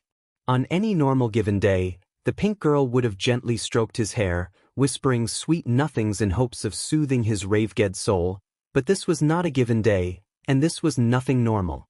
They finally had an answer. Kaisi, Bakugou? Kaminari hissed, only to be shushed by several of his classmates. Shakily, Mina ran her hand across Midoriya's cheek, hoping to pull him away from the nightmare he was stuck in. She looked at her classmates fearfully, but they were all paralyzed the same as she was. Part of her wanted to know more. There was always that little bit of doubt that existed, maybe it wasn't Bakugou that had said it. Maybe he was just dreaming of a time when the blonde-haired kid was hitting him or chasing him. Maybe it was just him dreaming about a fight they were having. But maybe he was the one who said those vile words. Wake up. Ashido murmured, hating how her request sounded like begging. Suddenly, the truth seemed toxic. She didn't want to know about it anymore. And like a spell, Midoriya's eyes fluttered open, and he yawned, gently sitting up as he rubbed at his eyes. He paused momentarily, noticing the water that dampened his fists, but resumed the rubbing, before slowly retracting his hands and catching the faces of everyone he shared class with. W's? Midoriya? Gyro asked slowly. His eyes widened. Why's everyone looking so scared? Nobody spoke. Nobody knew what to say. What were you dreaming of? Todoroki breathed, barely able to raise his voice. Midoriya hesitated, and the vice around everyone's heart grew tighter. And nothing. Sensing everyone's disbelief, he began to squirm uncomfortably, the burning glare of the spotlight having metaphorically landed directly on top of him. Really? To us? Just a dumb dream. Dream? Or nightmare? Tokoyami asked quietly. The green-haired boy looked away, his frown becoming more pronounced by the second. It's just the same one I have all the time. Midoriya mumbled. Subconsciously, his hand flittered to his scarred hand, and began rubbing at the marred skin, as if the rough patch was aching. Bakugou. Kaminari repeated again, breathing his name. Midoriya froze. Everyone took a sharp breath in. What about him? You said his name. Ashido looked at him, her face unusually serious. There was a glimmer of fear that glistened in her amber eyes, and as she bit her lip, Midoriya realized why everyone looked like they'd seen a ghost. They had discovered who had been haunting his nightmares. They'd finally discovered his ghost. And no. It's not. He twisted, suddenly very aware of everyone's gaze, and their averting of said gaze. He looked at Uraraka, who was barely containing the tears that were pooling in her eyes. His neck snapped to look at Ida, who was frozen, like a statue, not speaking or moving. Panic began taking over as his eyes slid over to Azui. Even she was barely able to contain her emotions, she, one of the most composed students in the class. Nervous energy filled his muscles, and faintly, Midoriya registered the familiar tingling of full cowling spreading across his skin as his emotions began putting his body on autopilot. There was no one to fight, yet he felt like he had to protect himself. The hair on his neck stood on edge as he fell off the couch, staggering to his feet and backing away from the looks of his classmates, his friends. His breath hitched. Stop. It's not. He didn't. Midoriya. Someone's voice barely registered in his brain. The walls were closing in. The ceiling, was it falling? Why did it seem so hard to breathe? Izuku. Mina desperately called, noticing the signs of an anxiety attack taking over, the hyperventilation he was slipping into. She jumped off her place on the couch and immediately took his hands in hers, ignoring how clammy he felt, and tried rubbing circles on his palms, in an effort to draw him back to reality. Listen to me. Breathe. Everyone out, please. The stern voice of Yaoyorozu faintly registered in back of Midoriya's mind, but the sudden vacancy of the room seemed to open up the room a little bit, and slowly, he felt the cool, refreshing air begin filling his lungs once more, and the throbbing in his chest began to settle. Tears prickled at his eyes. Please. Don't. We're not going anywhere, Mina whispered comfortingly. Her gaze flickered to Uraraka, Ida, Azui, Todoroki, and Kirishima, nodding slowly to them in an effort to get them to come over. It'll be okay. Just keep breathing. But it wouldn't be okay. Midoriya knew better. What the F did we just witness? Kaminari was the first to break the silence that had fallen over the class as they stepped outside, the only place Yaoyorozu could think of that would handle the dozen or so of them. He'd been the first to snap from his stupor, and while the shock had begun to fade, the rage that took its place was no better. A deeply held secret. Aoyama said softly. Silence took over once more, nobody having anything to say, nobody knowing what to say. This is all sorts of screwed up. Mineta mumbled, leaning against the wall of the building, sliding down into a sitting position. Honestly, that was not what he'd expected when he'd voted for a movie night. Hell, he hadn't even known that Midoriya and Bakugou had such a history. They didn't really like each other. Well, Bakugou didn't like Midoriya. But that was something that Mineta just couldn't comprehend. Midoriya was cool. He was selfless. Even though he was timid, he didn't yell or scream, and from what Mineta could tell, he didn't even judge anyone. It wasn't quite unanimous, but most people believed that Izuku was among the top in the class, if not being the top. Mineta, personally, believed wholeheartedly that Midoriya belonged at the top, just for the stuff he'd seen the strength enhancement teenager do. If it hadn't been for Midoriya's quick mind, Mineta wasn't sure if he'd still be around. Purity. Because of that, the short teen had nothing but respect for his friend, and he'd proudly call Midoriya a friend until the day he died. Even if he couldn't always understand the timid boy's vision or his unstoppable drive, Mineta would always respect and look up to Midoriya. But this was all so unexpected. It appears there's more to their story than simple rivals. Shoji muttered, folding all but two of his arms over his chest. I'm not quite sure what to think about this. Yaoyorozu shot him a weak glare. We shouldn't rush into assumptions with this.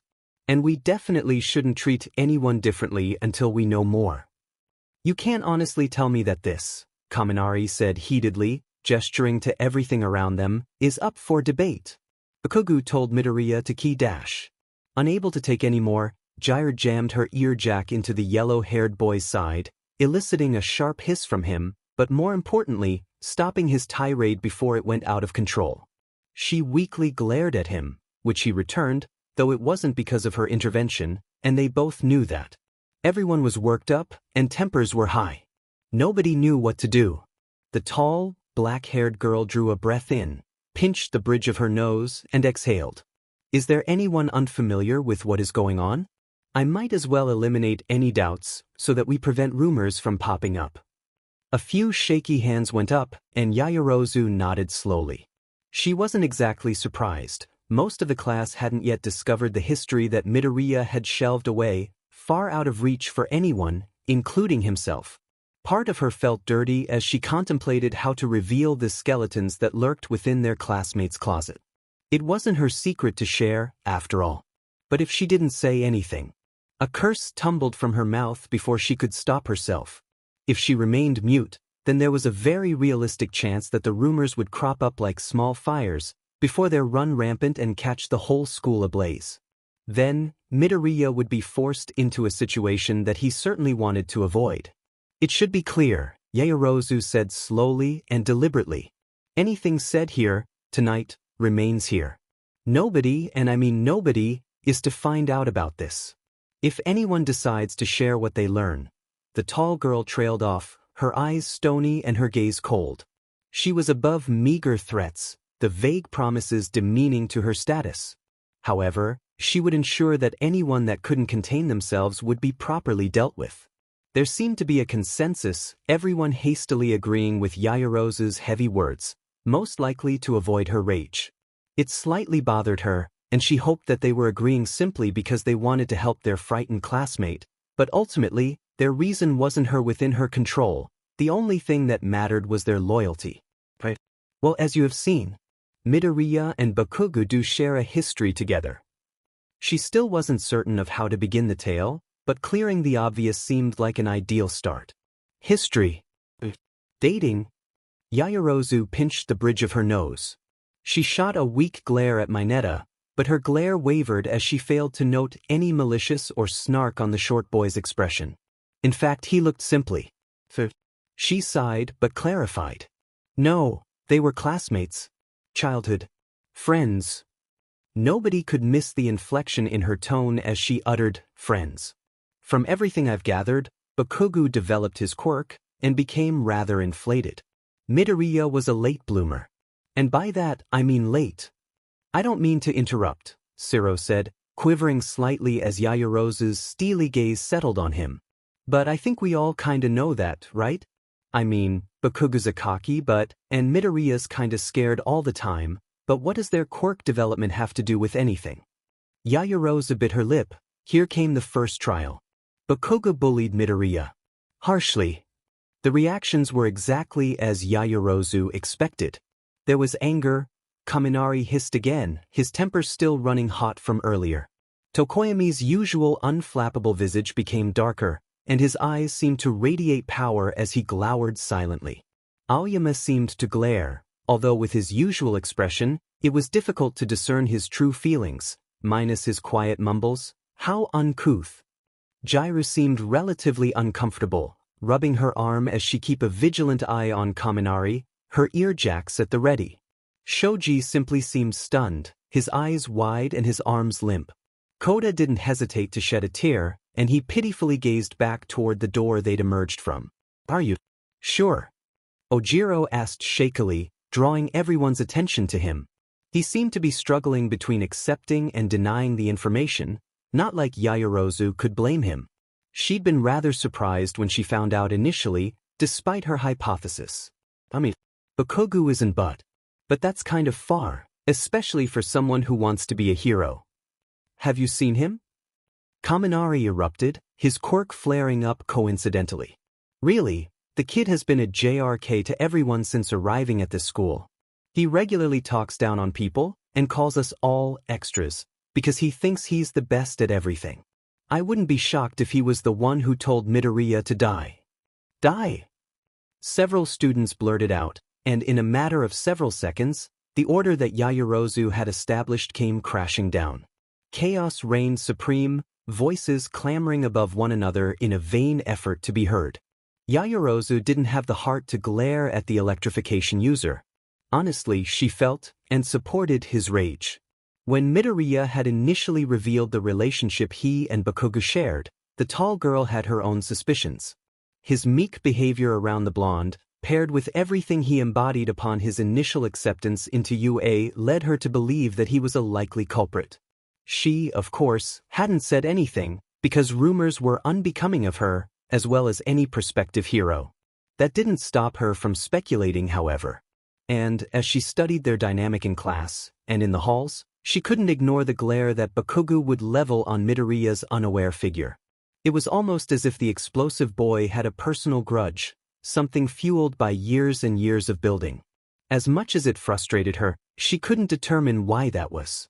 Midoriya was a fairly innocent person, a bit overzealous about being a hero, but nothing that she didn't respect and wish to embody as well.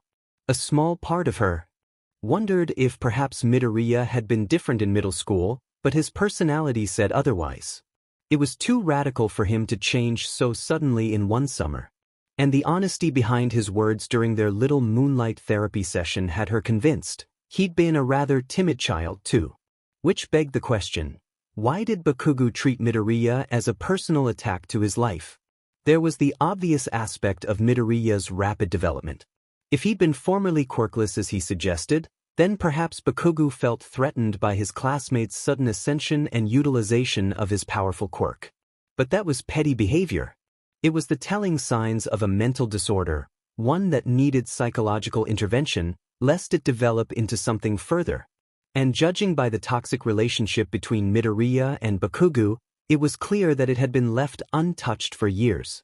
Truthfully, Momo could not imagine their fragile status becoming any further tainted. Without the ability to ask Bakugou himself, Yaoyorozu had to admit her frustration and accept that she would never truly know the answer to the questions that plagued their dynamic. As much as it bothered her and concerned her, she would be stuck in an endless loop, with no satisfying answer to quench her parched need for knowledge. It was only because of Jairu that the clamoring between classmates came to an abrupt end, the earjack heroine's quirk quickly drowning out the frantic questions that ricocheted around, bouncing off other statements, gaining both momentum and impact. With no answers, most of Class 1A was left desperately trying to piece together a puzzle, not knowing if they even had the right pieces. Everyone shut it. Jairu's strained voice followed her quirk, and despite the lack of volume to it, there was immediate silence as everyone focused their attention on the girl, worry etched onto everyone's face. Oh, just let Yamamoto explain. She turned to Yaoyorozu, who flashed her an appreciative smile, and shakily nodded. I hope you have answers. The tall girl exhaled. Unfortunately, not all of them. That much was true, she didn't know all of the answers. There were many gaps, voids that escaped in darkness, leaving a whistling hole of nothingness where something should be. The waters were murky, scoured with confusion, conflicting theories and hypothetical CNC paintings. But there was still some truth within the depths. Bakugou might have not be approachable, and Midoriya might have endlessly defended his former bully, but Yaoyorozu Momo was not a quitter, and with the time she'd taken, there were some answers that she had managed to pry from his past. But let's start from what I know. GG guys. I see can't. Wet, snotty hiccups punctuated each word, breaking apart the already fractured sentence, and making Midoriya's feeble protests harder to interpret and more concerning to hear. The departure of his classmates had given Midoriya the space he needed to breathe and think, but it had also removed the power of persuasion from his hand, leaving him without another plan. He'd simply clung to Ishido and Uraraka, trying desperately to listen to their soothing voices and calm down, yet finding each breath he took challenging.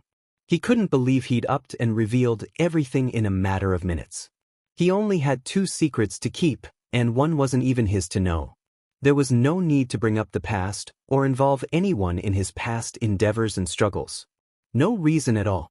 Yet, here he was having a breakdown on the floor of the common room, while everyone suddenly learnt about his history of abuse. Abuse. It sickened him to think that his entire middle school experience had been mired by abusive peers. He didn't want to believe it if he were honest. Part of him wondered if he'd done something to deserve that behavior, then maybe it would have been justified response from his classmates.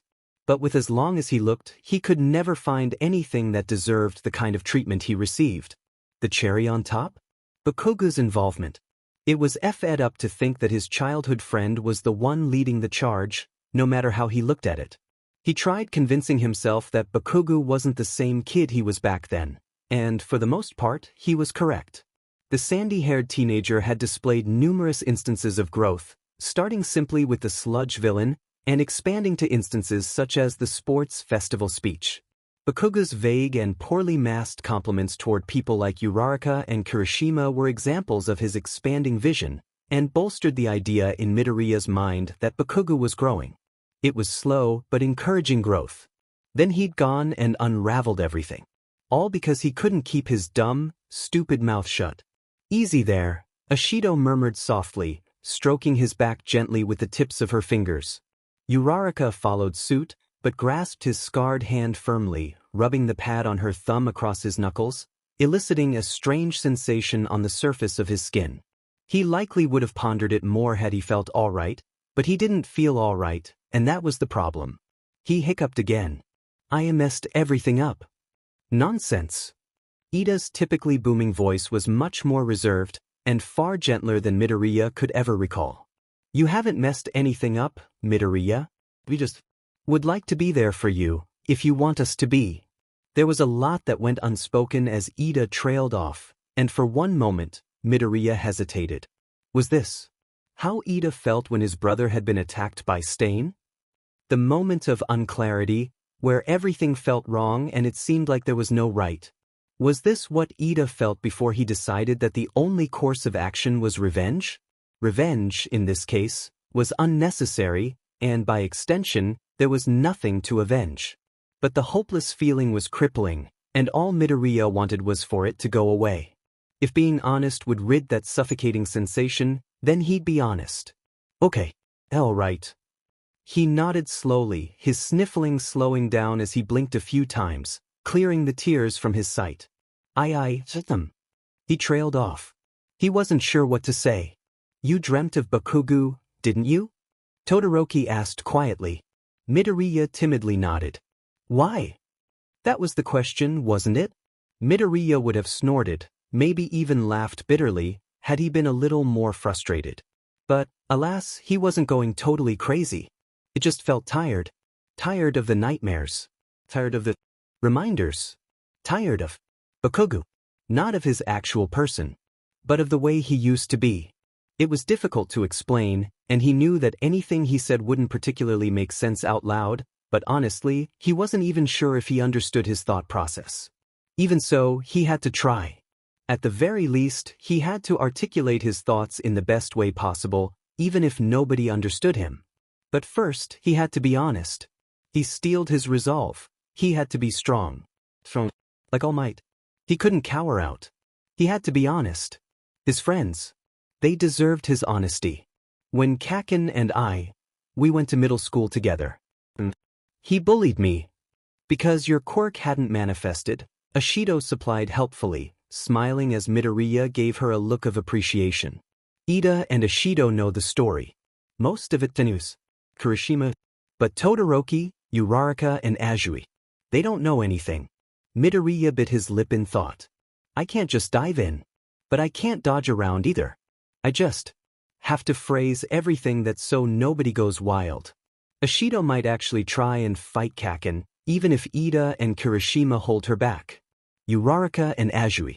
They're harder to gauge. But he gulped. They won't leave me.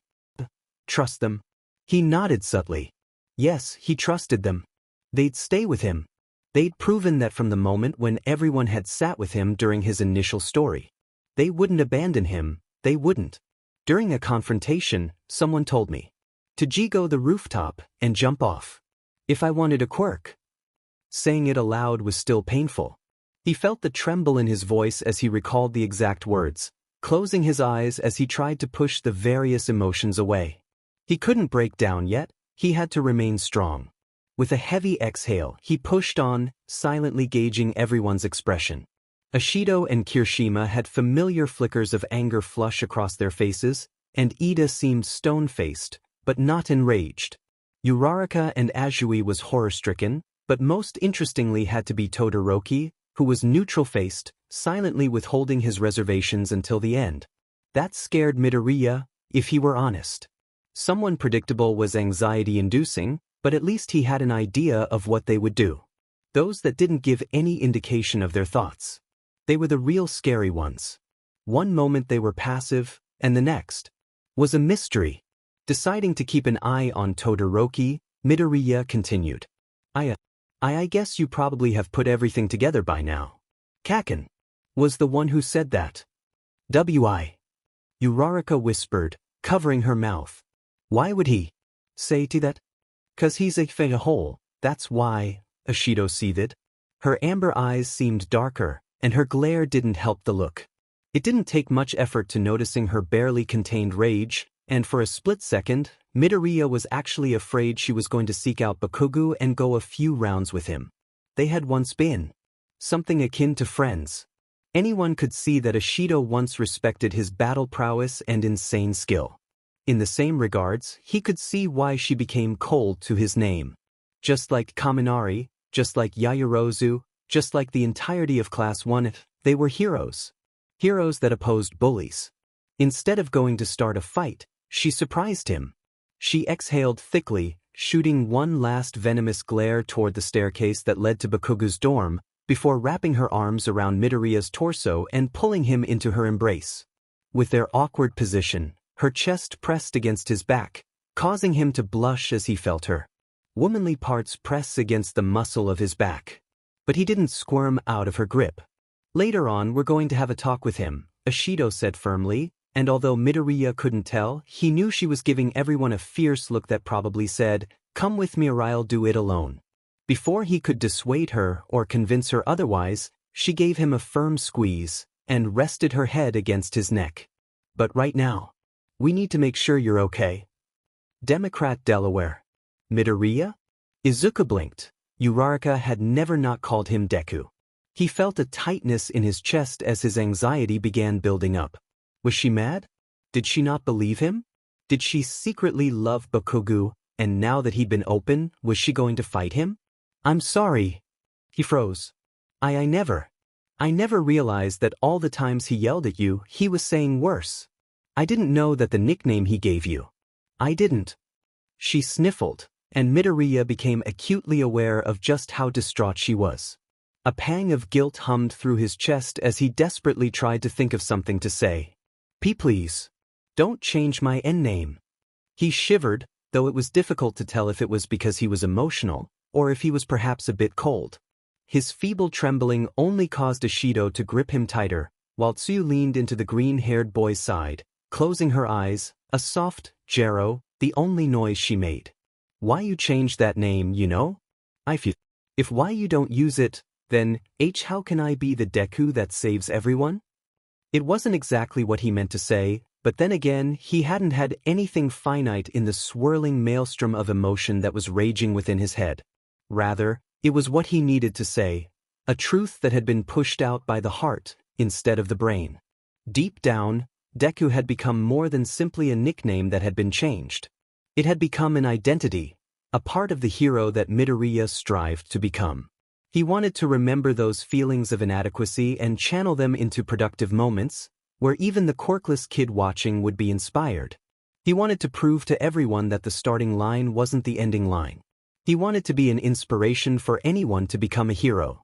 He wanted to be his own hero. Through his trembling, Ashido held on to him firmly, vaguely concerned of the teen's mental state. Tsuyu had curled up at his side, hoping that the comfort of people would help his vicious anxiety ebb away into a management state. I am Deku. If you take that away, Tethan. He hiccuped.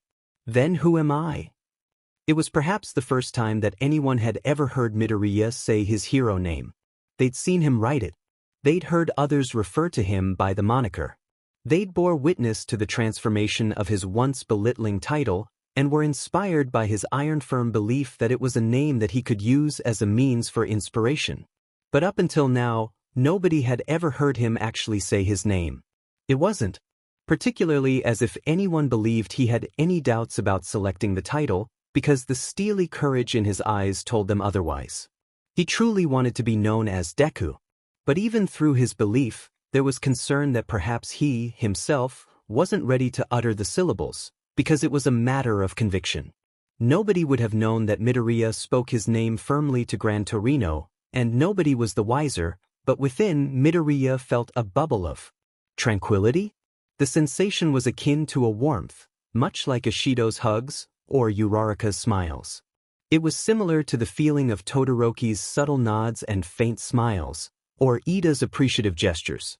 It was synonymous with Kirishima's hearty pats to his back, or Tsuyu's gentle nuzzling whenever she was close. "You're the Deku who can do it," Uraraka wailed, clasping her arms around his neck and pulling herself into his chest. Her sniffling was loud, but the pounding in Midoriya's head was louder as his heart seemed to restart, and a rush of emotions surged through his body. It was strange, he'd later think.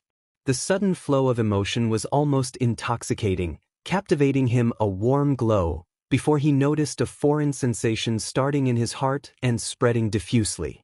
While it wasn't quite a heat, there was definitely a trace of warmth in the feeling, though it felt. He blinked, having felt the feeling a few times before. Acceptance. Suddenly, the ice-cold fear that Midoriya felt strangling him began releasing, as the warmth spread evenly through his fingers and toes, throughout his core and chest. It wasn't the same physical warmth as One for All or Contact, but it shared a unique trait with all of those sensations. He felt at peace.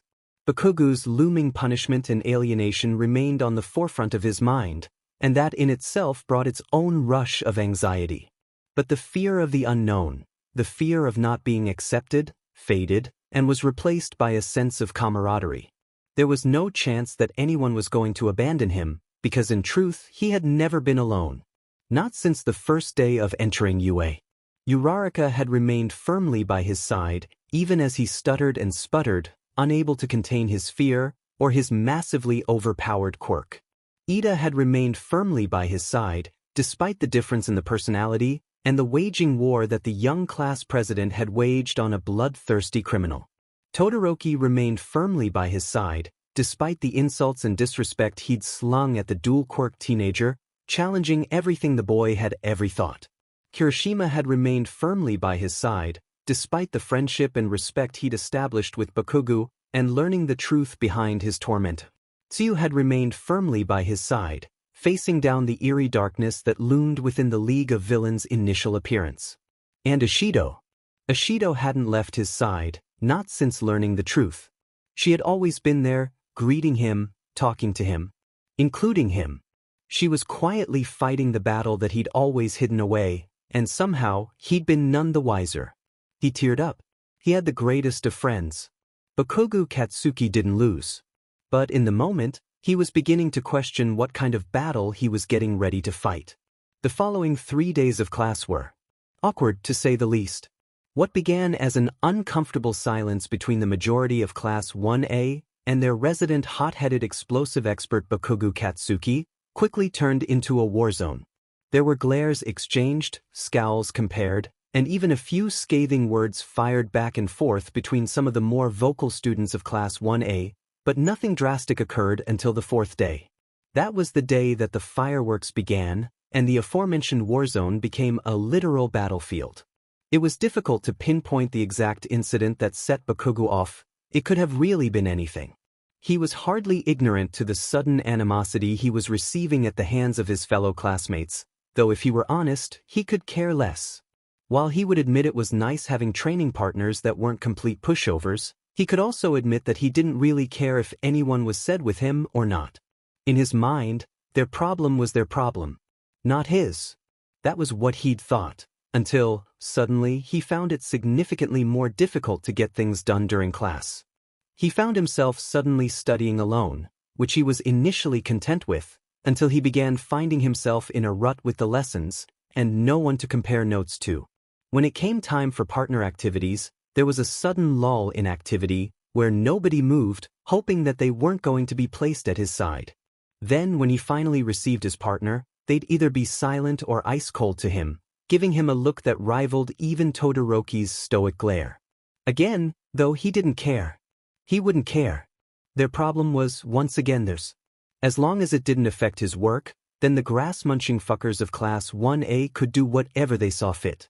That all changed when Hero Studies came around, and he was placed in a group of 4 with Todoroki, Shoji, and Mineta.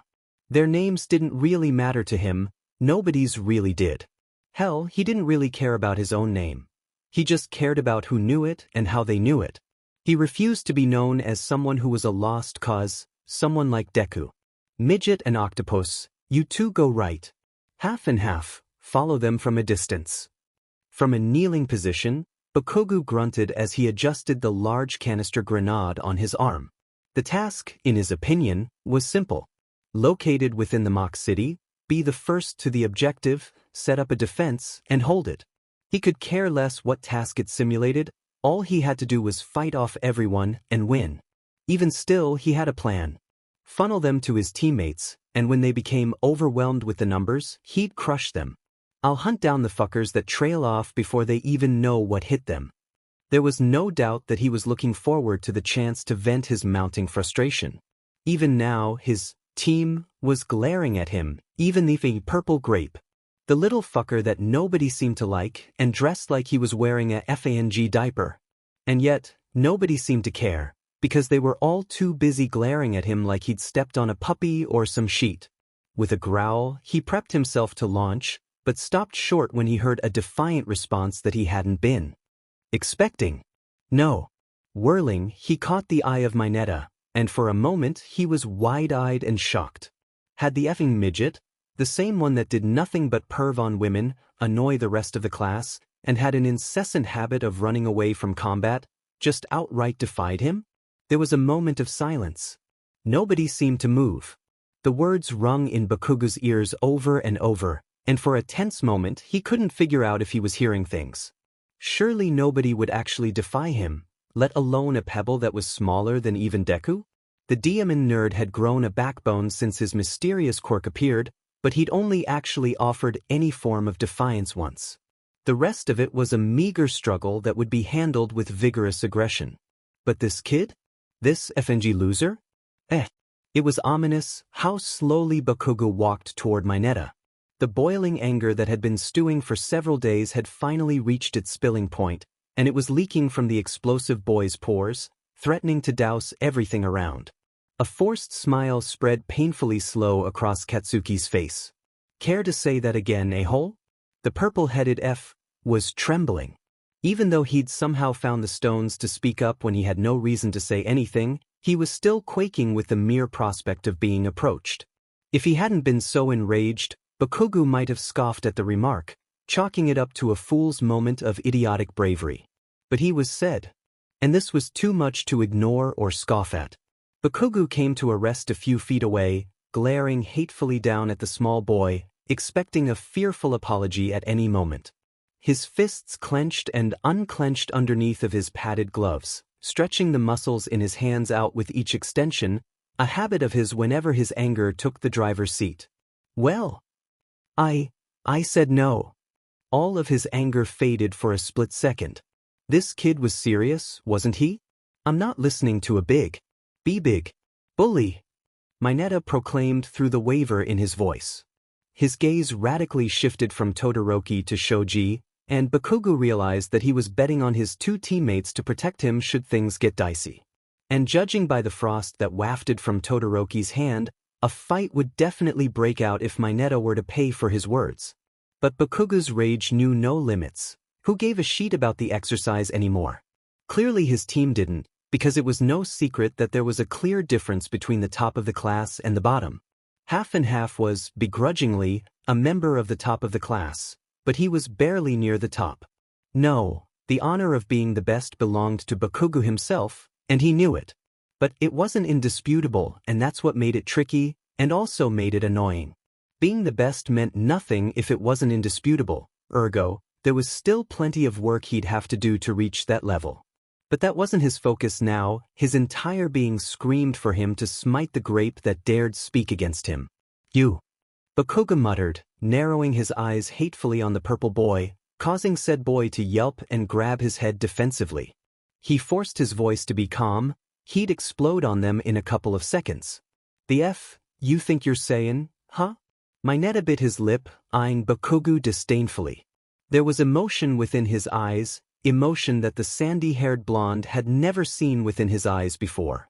From the first moment of class, when Bakugou had eyed everyone down, judging who would potentially challenge him and who would be a useless extra, he'd never seen even a remote iota of challenge from the purple-haired runt. But now, it seemed, there was something there after all. And that set him off even more. I won't listen to anyone that's a bully. Mineta repeated. There that word was again. Bully. It sounded so bitter, coming off the tongue of the diminutive perspective hero. Like it carried experience with it. Like it carried knowledge. Ordinarily, I never expected to agree with Mineta. Bakugou's eye shifted over to Todoroki, who met his glare with a frosty glare of his own. Both parties ignored the feeble "hey" from Mineta as they gauged each other's next move. There was a stalemate in place, neither party looking for the first move. They both understood the truth. They were very close in terms of power. The first move could be their own undoing. Todoroki slowly adjusted, rotating his body so that his hot side was turned toward Bakugou, a sign that irritated, yet excited the blonde. The last time they'd fought, Bakugou could still recall his seething rage at the half-and-half teenager refusing to utilize his full power, despite having used it the match prior. I think we can agree, however, that he has a point. Bakugou huffed angrily. The F is that mean? If it were possible, Todoroki's glare became colder, and Bakugou could almost feel the creeping chill of the boy's dual quirk. You know exactly what I mean. The things you did to Midoriya were unspeakable. That Deku. He always ruined everything. Every single time. What did that shitty nerd say now? Bakugou raged, all memory of the training event gone from his mind. This time, Shoji spoke up, his voice breaking the standoff between the two top students. It's what he didn't say that has everyone in an uproar. He tried to hide everything, you know? Protect you. I don't know why. It was inevitable looking back. Any time that Deku came up, Bakugou knew he had the tendency to blow his lid. It wasn't even close, either. His mother had warned him, not that he'd ever cared to listen, that one day he'd come across someone that wouldn't give him the opportunity to throw his temper tantrums. He disagreed vehemently, stating they weren't tantrums, not that his mother listened, of course. In his mind, her warning was stupid. He had always been the top dog, the best of the best. His quirk was amazingly powerful. And everyone else's wasn't. But then he'd started at UA. He'd seen evidence that everything he knew wasn't entirely true. Todoroki had demolished the first heroic exercise with apt precision that actually woke Bakugou up for the first time ever. Suddenly, he was keenly aware that he wasn't clearly the best anymore. Then, Deku came and further challenged that change by actually beating him in a combat test. That day, he took a silent vow: don't lose again. The best don't lose. It only added to the previous ideals he held. The best don't need saving. The best don't need help. The best are the strongest. Deku was always there, messing up everything. It was like the green-haired idiot didn't understand the rules of being a hero. Always butting his head in, always getting in the way, violating the rules. He hated it. He always did. Shut up. A teeth-rattling explosion punctuated his words, sending out rippling shock waves as he detonated the ground below him with rage-fueled attack, aimed at nothing. He felt the fibers in his arms strain under the force of the attack, but his rage-clouded brain paid the minimal pain little heed as he seethed, breathing in heavily through teeth clenched so hard they might fracture under the pressure. Dust was blown everywhere, mixing with the inky smoke from the explosion, resulting in a thick veil that obscured everything from sight. I didn't ask for that F-nerd's help. I don't want his F protection. A wall of ice breached the smoke, casting the air aside as the glacier rushed forward with deadly intention, enveloping its path in a thick layer of frost. When Bakugou caught sight of it hurtling toward him, he raised his arms and willing an explosion forth, interrupting the ice with another ground-rumbling bang. More smoke was tossed up, but with the freezing slab of ice cutting through the air, everything was significantly more visible, including Todoroki's darkened glare. "You don't deserve it either," Todoroki muttered, prior to sending a wall of flames forward. The heat was a drastic change from the cold, but in it, Bakugou felt his body suddenly beginning to produce ounces more sweat. He dove forward, narrowly missing the flames, and blew himself up into the air, before redirecting himself with another explosion, throwing his body toward Todoroki like a missile. The blonde reared his leg back, prepared to deliver a devastating kick, but when he tried to pivot his body, he realized that his arm was stuck to his side by a purple ball. Ordinarily, that might not have been effective, but with Bakugou's sudden inability to shift mid-air, the explosion user found himself unable to deliver the attack as intended, resulting in an awkward angle with the arc of his swing. Todoroki ducked under the attack and retaliated with a pillar of ice, capturing Bakugou within momentarily. "This!" he roared, shattering the ice with a tremendous boom. Just as he tried to rip his arm free from the sticky orb stuck to his side, he was tackled by the monstrous Shoji, the multi-limbed student, taking the open opportunity to swing him around and throw him aside. Bakugou skid across the ground, but successfully regained his footing as he rolled, heaving as he did so. 3 opponents, he growled to himself. It wasn't going to be easy to win. He hated to admit it, but half and half was a decent challenge alone. The tentacle freak was physically strong and very durable. The purple F was an inconvenience at best, but could be almost dangerous if left untouched. There was always backing down. But the red in his vision didn't bother looking for an escape. So, he took a step forward, ready to pounce, before Aizawa's stern voice echoed throughout the intercom system located within the mock city. "That will end this exercise. If anyone attacks again, I can promise expulsion, no questions asked." Nobody dared move. "I guess that's all, huh?" Todoroki said icily. There was practically venom dripping from each word he spoke. Bakugou spit on the ground, micro-explosions popping off in his palms. "Not by a long shot, fucker. I won't forget this." He looked at Shote, who simply stared back, unflinching, and then turned his gaze onto Mineta. The kid cowered away, his defiant from melting in the face of unbridled rage. "And I don't effing forgive either." "Don't expect us to either," the half-and-half teen muttered, standing straight up. Bakugou Katsuki didn't lose. But in the moment, he was beginning to question what kind of battle he was fighting. Would anyone care to explain why they felt it necessary to attack their own teammates? It wasn't an understatement to say that Aizawa was furious. Just the look on his face promised a year-long detention with daily, hellish chores, reserved for whatever imbecile admitted fault for the fight, which Bakugou had no intention of doing. He hadn't started shit. He wasn't taking a single ounce of blame either. There was no time between being summoned off the training ground and arriving within Mr. Aizawa's line of sight. The rest of the class was presumably under another teacher's supervision, or possibly even left to their own devices. It was impossible to tell which. Not that it mattered, Aizawa was outright said. There was an uneasy silence between the other three, however, as they glanced at one another. I will not ask again, do I make myself clear? There was a resounding yes, sir, followed by a brief moment of silence. Then, Todoroki cleared his throat. There have been some recent developments. Aizawa raised an eyebrow, but was otherwise silent. There was no need for him to say anything, because his message was clear. Why did they matter so much? Todoroki seemingly squirmed in place, an action that reminded Bakugou stunningly of Deku and the boy's former inability to talk in front of people when summoned to do so. The personal, he finished lamely. Aizawa pinched the bridge of his nose, releasing a heavy sigh. This had better be something. He released his grip and looked at Todoroki, an expression of utter fatigue plastered across his face.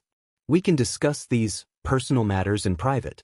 You three will remain here. If a single word is said while I'm gone, I can promise you'll wish you had the disciple to stay quiet. With that stern promise, Aizawa took a slightly hesitant Todoroki into a nearby room, sealing the duo away from earshot. All the while, Bakugou glared angrily at the ground. His hands, now free from the large, grenade-shaped gauntlets he typically wore, were shoved angrily crossed over his chest since his hero costume came without pockets. He stared straight down, refusing to meet the surely glaring gaze of Shoji or the mildly terrified look of Mineta. Something about their looks set him off more than usual. He thought back, trying to properly recall the whole reason the fight had broke out in the first place. Deku, of course, had been the main cause. But that hadn't been it, had it? This was more than just some simple, shitty Deku cause thing. Somehow, they were all siding with Deku over something. It didn't make sense for him to care at first, but now it was clear that whatever that something was, it had set everyone off. The question became, what was that something? I won't listen to anyone that's a bully. A bully? That was a difficult word in Bakugou's life. He was no stranger to its applied usage against him. His school might have been shitty and useless, but it did revere the very ground he walked on, and had provided no shortage of recommendation letters for him heading into UA. However, one word did appear a few times during conferences in which Bakugou paid it no heed, but it was a warning written for him moving forward. His personality, while ignored, was suggestive of bullying. The school had such a weak foundation that they had no stance on the bullying, especially against a student that might just bring them some sort of relevance. However, their guidance counselor had strong words of advice for the Bakugou family. He needs to learn that his actions have consequences, or the end result could be devastating toward his future. He tried to hide everything, you know? Protect you. What the f did that even mean? What sort of things could the lowly Deku be protecting anyone from? Begrudgingly, he'd come to a realization over the past few days. Deku was no small fry anymore. It set him off immensely to admit it, but Bakugou Katsuki was no idiot. He learned from his mistakes, because the best didn't make mistakes. The best didn't mess up, time and time again, like he had so far. Being captured by the League of Villains was his own fault. So was All Might's impromptu retirement. No matter how much he wanted to blame Deku, the fact of the matter was that he was responsible, not Deku. And yeah, it set him off. But not at Deku, specifically. Somehow, that runt had become collaborated with All Might. He wasn't daft, after all. He could still remember what Deku said to him the same day that he'd lost the battle training simulation. I'm going to make this quirk my own. At first, that was a FING insult, and one that Bakugou wouldn't readily forgive. It was a statement wrapped in mystery, basked in the shadows, and completely illegible. It made no sense. Then, everything began coming together, and while none of the other idiots in Class 1A were paying attention, he was. Maybe it was because of that quote, so maybe no one else could open their eyes wide enough to see the developments, or maybe they were too busy with their thumbs up there, but it didn't really matter, in the end. Bakugou was finding the truth out, one by one, and it was nothing short of confusing as he discovered each new step. The connection between All Might, the world's greatest hero, and Deku was convoluted at best, with loose tendrils ominously hanging in the shadows, trying to be shielded from sight. But why? There was no figuring out their connection, Bakugou admitted. To discover the origins of their kinship would be nearly impossible without some sort of additional help or tip. And Deku had already given him a massive tip, as he'd later realize. What were initially words of mocking had turned into a revelation, though Bakugou couldn't figure out why the nerd even bothered opening his mouth. It was possible that it was still aimed as a mechanism of boasting, but somehow, the sandy-haired teen doubted it. There was too much. Truly, Deku hadn't possessed a quirk, he wasn't lying. But then, how did he possess one now? Slowly, Bakugou's thoughts trailed back to the looming, dangerous man that called himself All for One. He was the only one who'd rivaled All Might's strength, though in the end, he was a villain, and he lost, just as it was meant to be.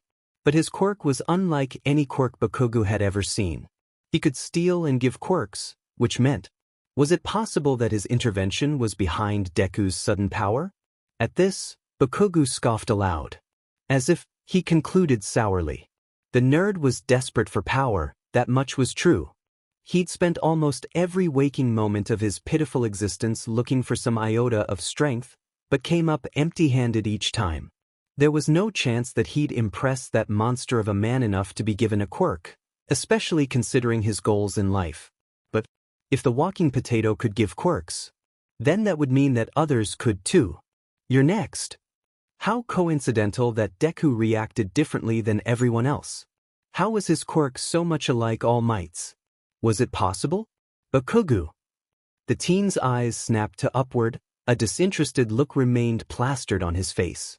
He would not divulge anything until he knew what was going on. Yet, the look on Aizawa's face was unreadable. It wasn't the furious look he'd adopted earlier, nor was it merciful. It was simply stoic.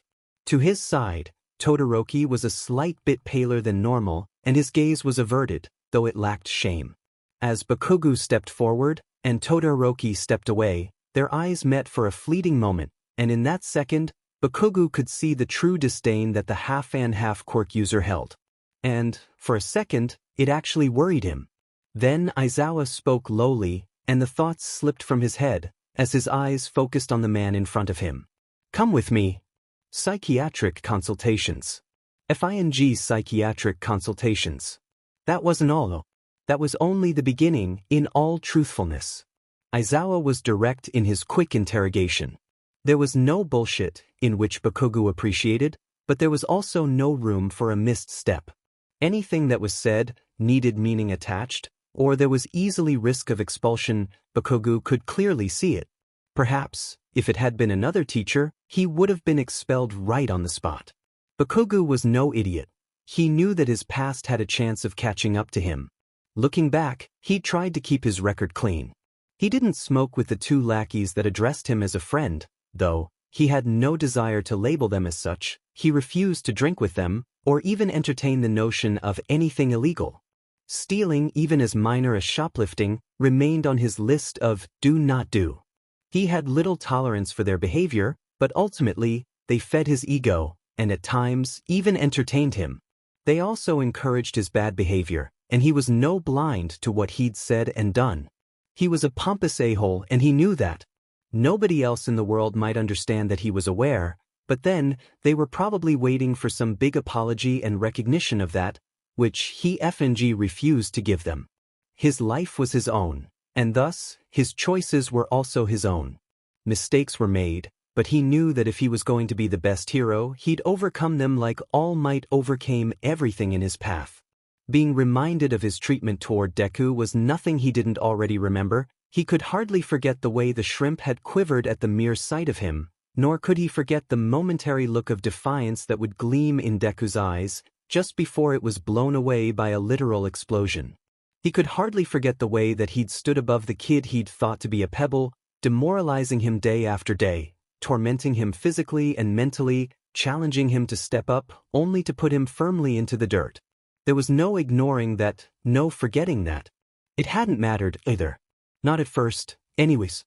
Their middle school had such a weak backbone, There was absolutely no chance that they'd risk penalizing him on the charges of bullying when they had the chance of being the middle school that Bakugou Katsuki, UA student, went to before making it big. They couldn't afford to risk it. So, they never confronted him. Now, he subtly wished they had. His reputation was F'd. There was no saving it. There was no going back. He was going to be known as the person that told Fing Deku, of all people, to jump off a rooftop and kill himself. Somehow, the entire class 1A knew of this, and there was absolutely no chance that they'd forget about it. He wanted to say that he didn't care. After all, they wouldn't stop his ascension to the #1 heroic spot. He'd be the best on his own. They wouldn't rise above him, nor would they hold him back. He wanted to say that he didn't care. Because why should he? Their opinions meant absolutely nothing to him. Well, if it isn't the giant a-hole himself? Bakugou grit his teeth as he walked by a pink-skinned girl leaning against the wall as he rounded the corner. He'd just been trying to retreat to his dorm room so that he could file away all the information he'd been given by Aizawa. He didn't want to be pestered by another one of Deku's ridiculous sympathizers. Didn't they all have a campfire to gather around and sing at or some sheet? With the way they were acting, it seemed plausible. You know, I knew you didn't like Midoriya. Hell, everyone with eyes could see you didn't like Midoriya. Her tone shifted. Begrudgingly, Bakugou remembered her name, Ashido. She had made it abundantly clear during the sports festival what her name was. It didn't mean he had to recognize it out loud. Her tone had changed, though. It was cold, steely, but not accusing like it had been just a second ago. And that made him pause momentarily. She waited a moment, and he imagined her silently judging him. But I don't get why anyone would want to be a hero after saying something like that. "Es none of your fucking business, raccoon eyes." He didn't look at her, but he knew that she was scowling. Not that it mattered, of course. He was being truthful. It wasn't her DMN business. She wasn't there. She only cared because of her own self-righteous, bullshit moral code she decidedly adopted. It wasn't her place to question his decisions in life, nor his aspirations. And, as expected, she hissed a reply. However, it wasn't the reply he'd been expecting. "It became my business when you broke my friend." He wasn't quite sure what he'd been expecting, if he were completely honest. Maybe some bullshit, sap story about how someone told her the same things, or maybe about how it became her business because they were dating, or something like that. Something that clearly was still not her business, but she decided to be less of a coward than Deku, and come demand answers for her own personal satisfaction, and to quell her guilty conscience. But that was not on the list. And he felt his muscles stiffen as he processed her words. "Yeah, you heard me," she said lowly, icicles on each of her words. He considered it. "Did you know that? Did you actually think when you spoke, or did you just say whatever dim-witted idea came to mind?" It didn't matter that she was insulting him, because for the moment he was actually lost in thought. There was a small part of his brain demanding that he lash out and tell her off, that it wasn't his problem what Deku did and didn't do. But that was false and he knew it. If Deku had followed his advice, for lack of a better term, it would have followed him forever. Deku's weakness was not his own, but he'd never actually considered that Deku would listen to anything he'd said. Hell, the runt had never acknowledged that anything he'd said made it past his thick skull, so why, suddenly, did those words change everything? "I think I speak for the entire class when I say that we will not forgive you." Bakugou whirled on Ashido, not caring about the heat that had rushed to his face as he quietly pondered what had happened if Deku had jumped. "Why the F are you all so insistent on protecting that nerd, huh? Can't he protect himself?" He did protect himself. For God knows how long you bullied him, he had to protect himself. Ashido fired back. "So why does everyone care now, huh? No one cared back then. No one dared step to his side. Why now? Why him? It has nothing to do with who it is." Ashido challenged back, meeting his glare and stepping forward vehemently. "You are so effing obsessed with Midoriya, and I don't get it. None of us do. It doesn't matter who you said it to. You could have said to literally anybody, and we'd feel the same. So it's because I said it, then?" Bakugou's voice dropped to a low snarl. There was a dare, a challenge in his words. The muscles in his hands grew tight and he could feel the sweat pooling in his palms as he instinctively readied his quirk. He wouldn't attack first, but warnings be dead if she struck. You think I'm a villain? No. Again she surprised him. Midoriya said something I think we all agree on. A villain is just someone who consciously makes bad choices, over and over because they want to hurt people. Making a bad choice doesn't make you a bad person. She stood firm for a moment, and then withdrew, her posture visibly tired.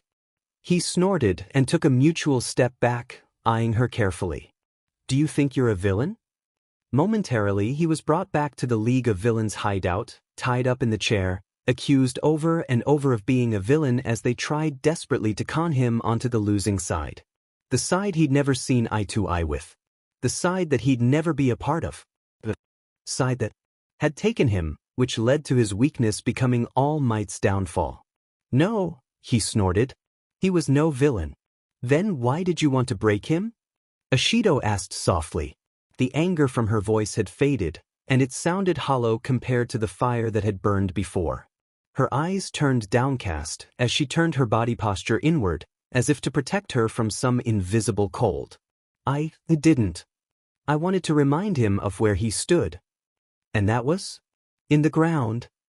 He was quirkless, believe it or not. Why does that matter? Because a quirkless runt can't be a hero. He would have died trying. So what? In your own messed up way you were protecting him? Is that what I'm supposed to believe? No. I don't know. He cursed loudly, thoughts running rampant in his head. He had too much on his plate, too much going on. He couldn't think about lowly Deku and his hurt feelings right now. He had to figure other things out. Then why did you say it? Ashido asked quietly. Yet he didn't answer, instead, turning away and finishing the walk to his dorm room, leaving the question floating in the air. He didn't need to look at her to know she was confused and disappointed. He didn't need a mirror to know he was confused and disappointed. Because, looking back on the incident, he replayed the moment over and over in his head, wondering where it had all come from in the first place. And the more he tried to think back, point his finger somewhere, the more he realized he just didn't know. He had no answer. There was no singular, definitive reason that he'd said what he said. And he knew that wasn't right. He didn't want to care that his entire class knew the truth, and he didn't want to care that they hated him. But deep down he did care. For the next 2 weeks, everything was very awkward, at least in the eyes of Midoriya Izuku. There was a tense atmosphere that had descended upon the inhabitants of Class 1A, and while it was once unheard of, it wasn't unexpected, especially once secrets began to unravel. And, for the most part, Midoriya felt somewhat foolish for thinking he could hide something from his friends for all 3 years he'd be at U, especially something that involved someone else in the manner that it did. He was just grateful that One for All remained a closely knit secret. With how dangerous the quirk was, especially with its warped history, there was nothing good that could come from it being moved into the open. And if this ordeal had taught him anything, he would begin playing his cards even closer, seeing as how neither secret was even meant to open to the prying eyes of the public. Obviously, he hadn't meant to oust anything in the first place. His rationality had been bogged by sleep, and it just seemed welcoming to share his fears aloud, instead of internalizing them for a change. The alienation of Bakugou had never been his intention. Without even meaning to, Midoriya had united the entirety of 1A, even the students that typically didn't see eye to eye, Mineta and pretty much everyone else, were on the same page when it came to Bakugou. Static seemed to resonate through the room whenever he entered, and upon until the moment he'd leave in a huff, there'd been an impending sense of doom that befell the room. Quirks, for the most part, were banned outside of training facilities while on UA property, but something told Midoriya that if push came to shove, and it would, quirks would be activated without second thought, and the fallout would only be managed by Aizawa and the threat of expulsion. A small part of Midoriya was flattered, and relieved, if he were being completely honest with himself. There had been an overwhelming number of anxiety-driven thoughts that all circled around the same premise. What if everyone turned on him and ostracized him? What if it was just like his middle school again, and the entirety of the class picked Bakugou over him? The fact that it wasn't like middle school at all shushed his anxiety, albeit slightly, and it gave him temporary solace. But it did nothing to quell the guilt that had been building up by the day. Because even though no one had turned on him, they'd all turned on Bakugou instead. And honestly, that was no better in his mind. He'd approached Ida and Uraraka concerning his fears, but to his dismay, though not his surprise, they brushed off his concerns rather passively, opting to reassure him, which isn't what he was seeking. And, in honesty, he knew that no one was going to really hear him out. Nobody really shared the connection he had with Bakugou as children. Thus, no one could sympathize the same way. Class 1A only knew Bakugou for his anger, his passion, but as of now, his bully history. They didn't know Bakugou as Kaken. Nobody, that is, except Kirishima. The red-haired teenager peeked up from the book he was, regrettably, reading, a look of relief washing over his face as he caught sight of Midoriya. Whether or not that relief stemmed from a salvation from the homework, or something else, that much was beyond Midoriya.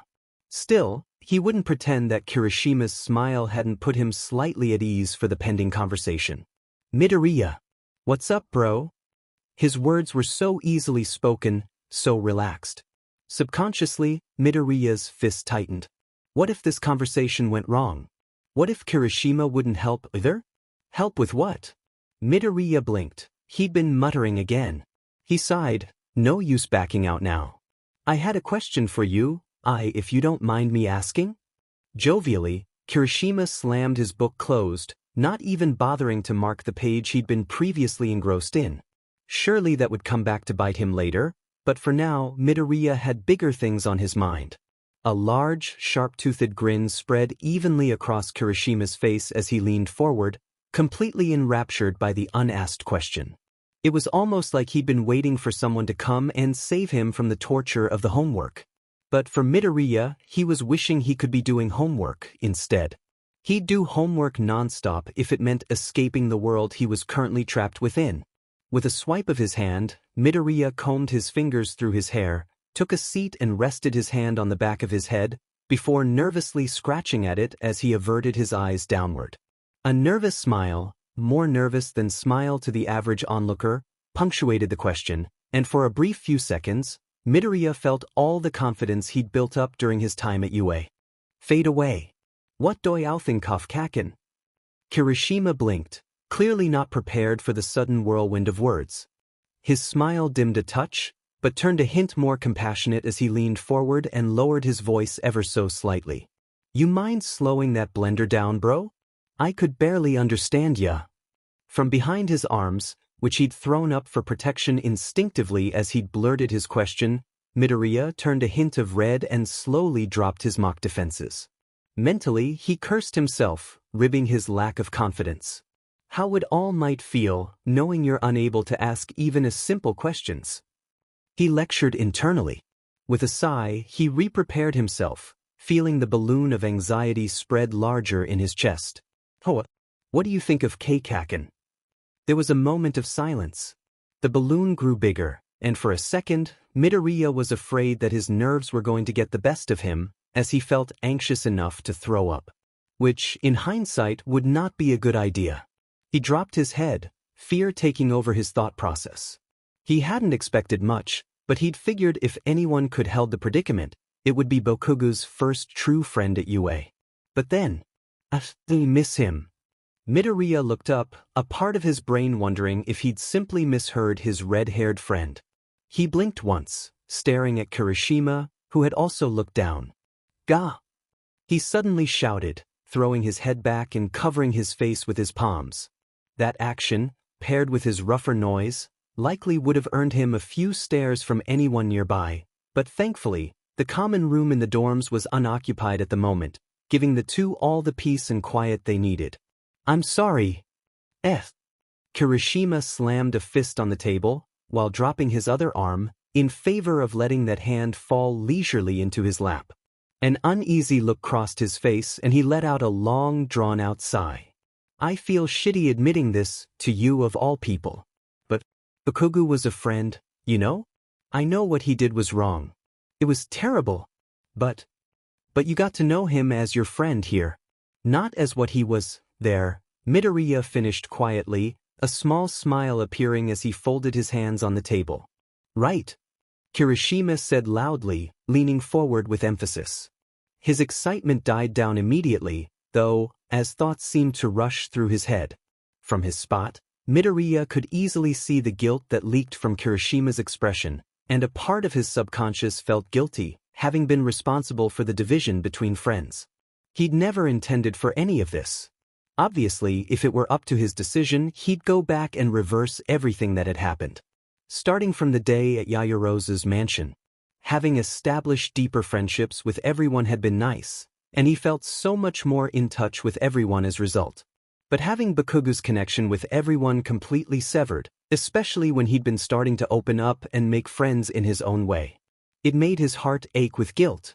He'd rather bear his history alone than destroy someone's future. That admission of guilt was all Midoriya needed in order to push his consciousness forward with his plan.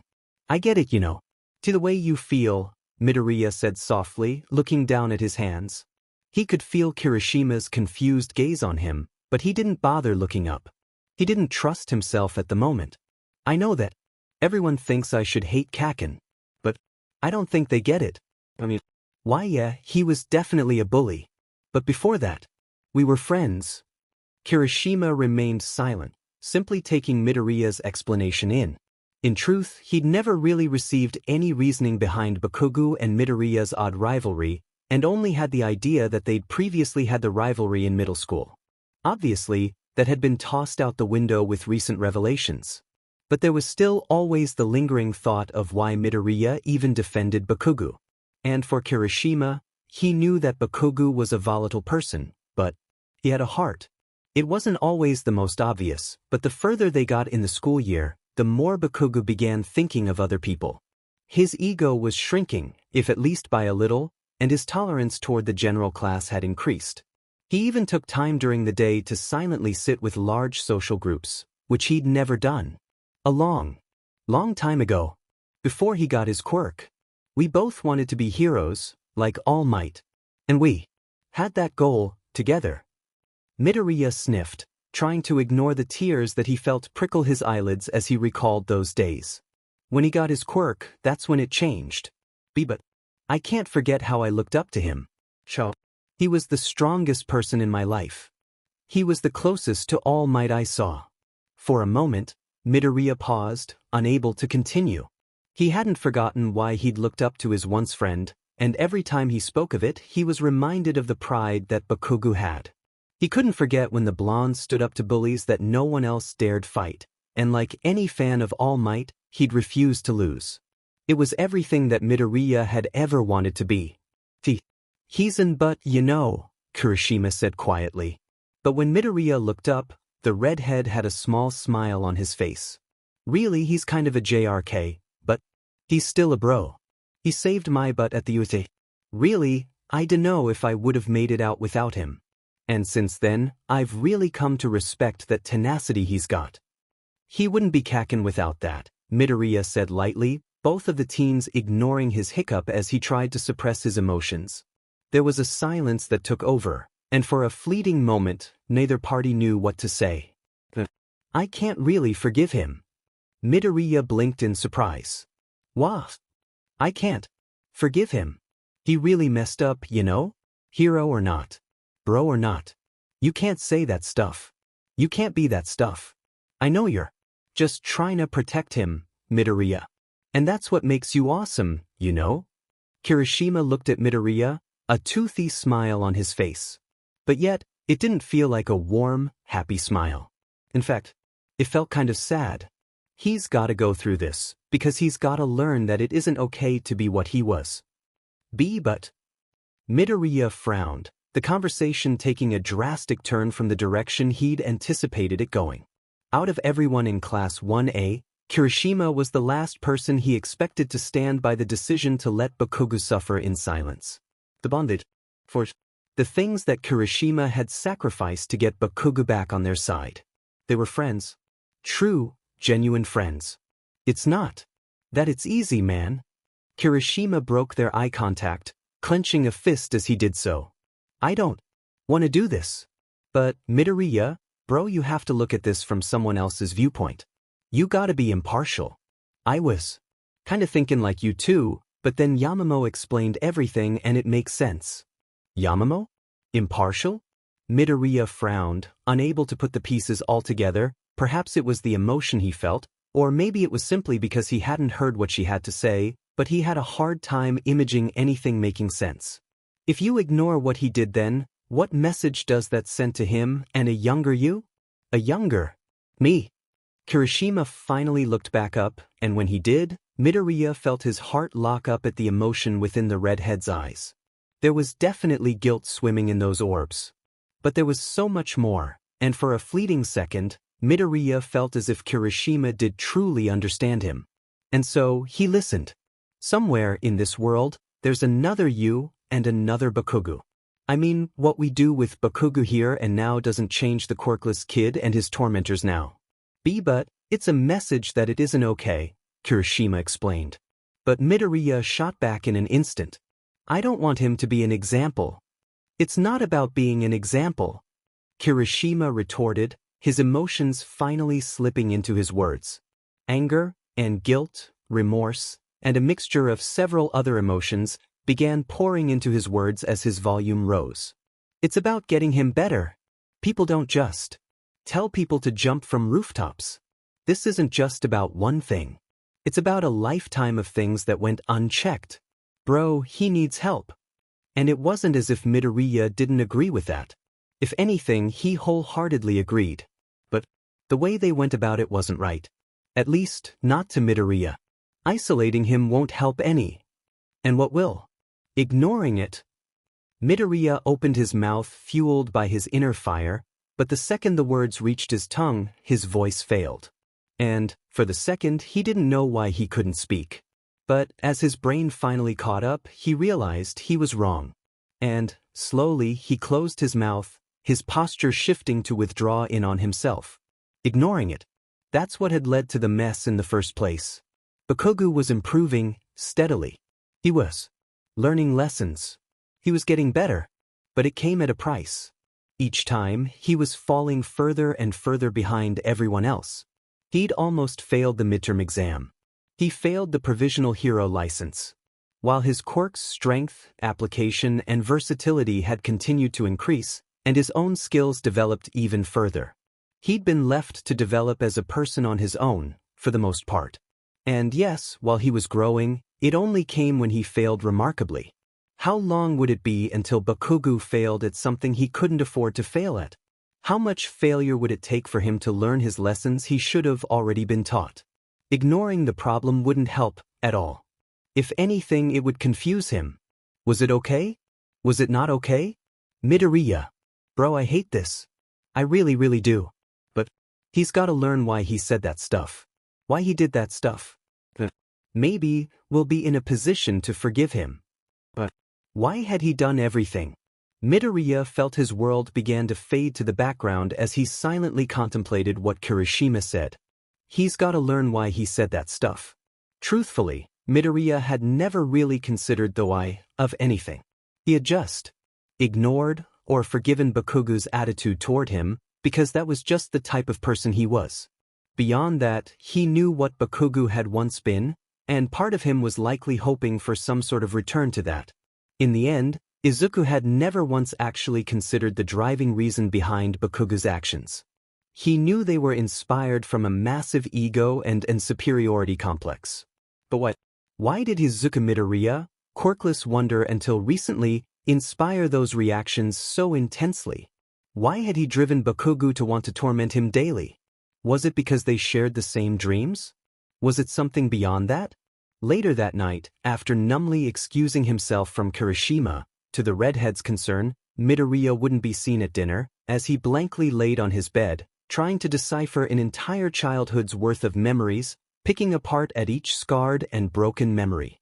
Each time, he failed to find a why, and slowly, Midoriya began wondering if there even was a why. And all the while, he was just left wondering, what did I do to deserve it? I owe nothing.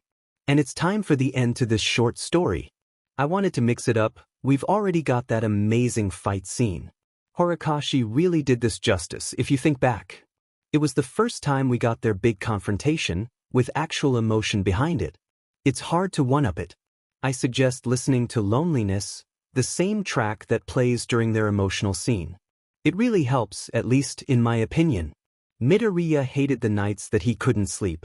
The way his blanket would stick to his skin, sticky and glistening with sweat, and the way he'd toss and turn hopelessly, trying to find some glimmer of comfort, caused him endless frustration. Mostly, he hated the sensation of sweat. However, it also reminded him of the time before UA and all the struggles that had dominated his social life. It took him back to a place that was dark and hopeless. He tried to forget about it as much as he could. Really, he'd done everything he could to suppress it. He'd tried meditation, he'd tried psychotherapy, he'd tried simply ignoring it, but the more he tried, the more he found himself drawn back to the old reality of how his life had been. And that frustrated him even further than the sensation of being sweaty. Each time, he'd grumble and curse lightly to himself, kick the blankets off his body, which made him feel just marginally better, and he'd fill up a bottle of water, in anticipation for a light, or possibly heavy, session at the gym. He'd always do his best to avoid staying awake too late. Most times, he ended up simply doing a few quick power lifts in effort to wear himself down a bit, and quiet his hyperactive imagination. Once in a while, he settled for running on a treadmill, knowing Aizawa would kill him if he was caught outside of the dorms during curfew.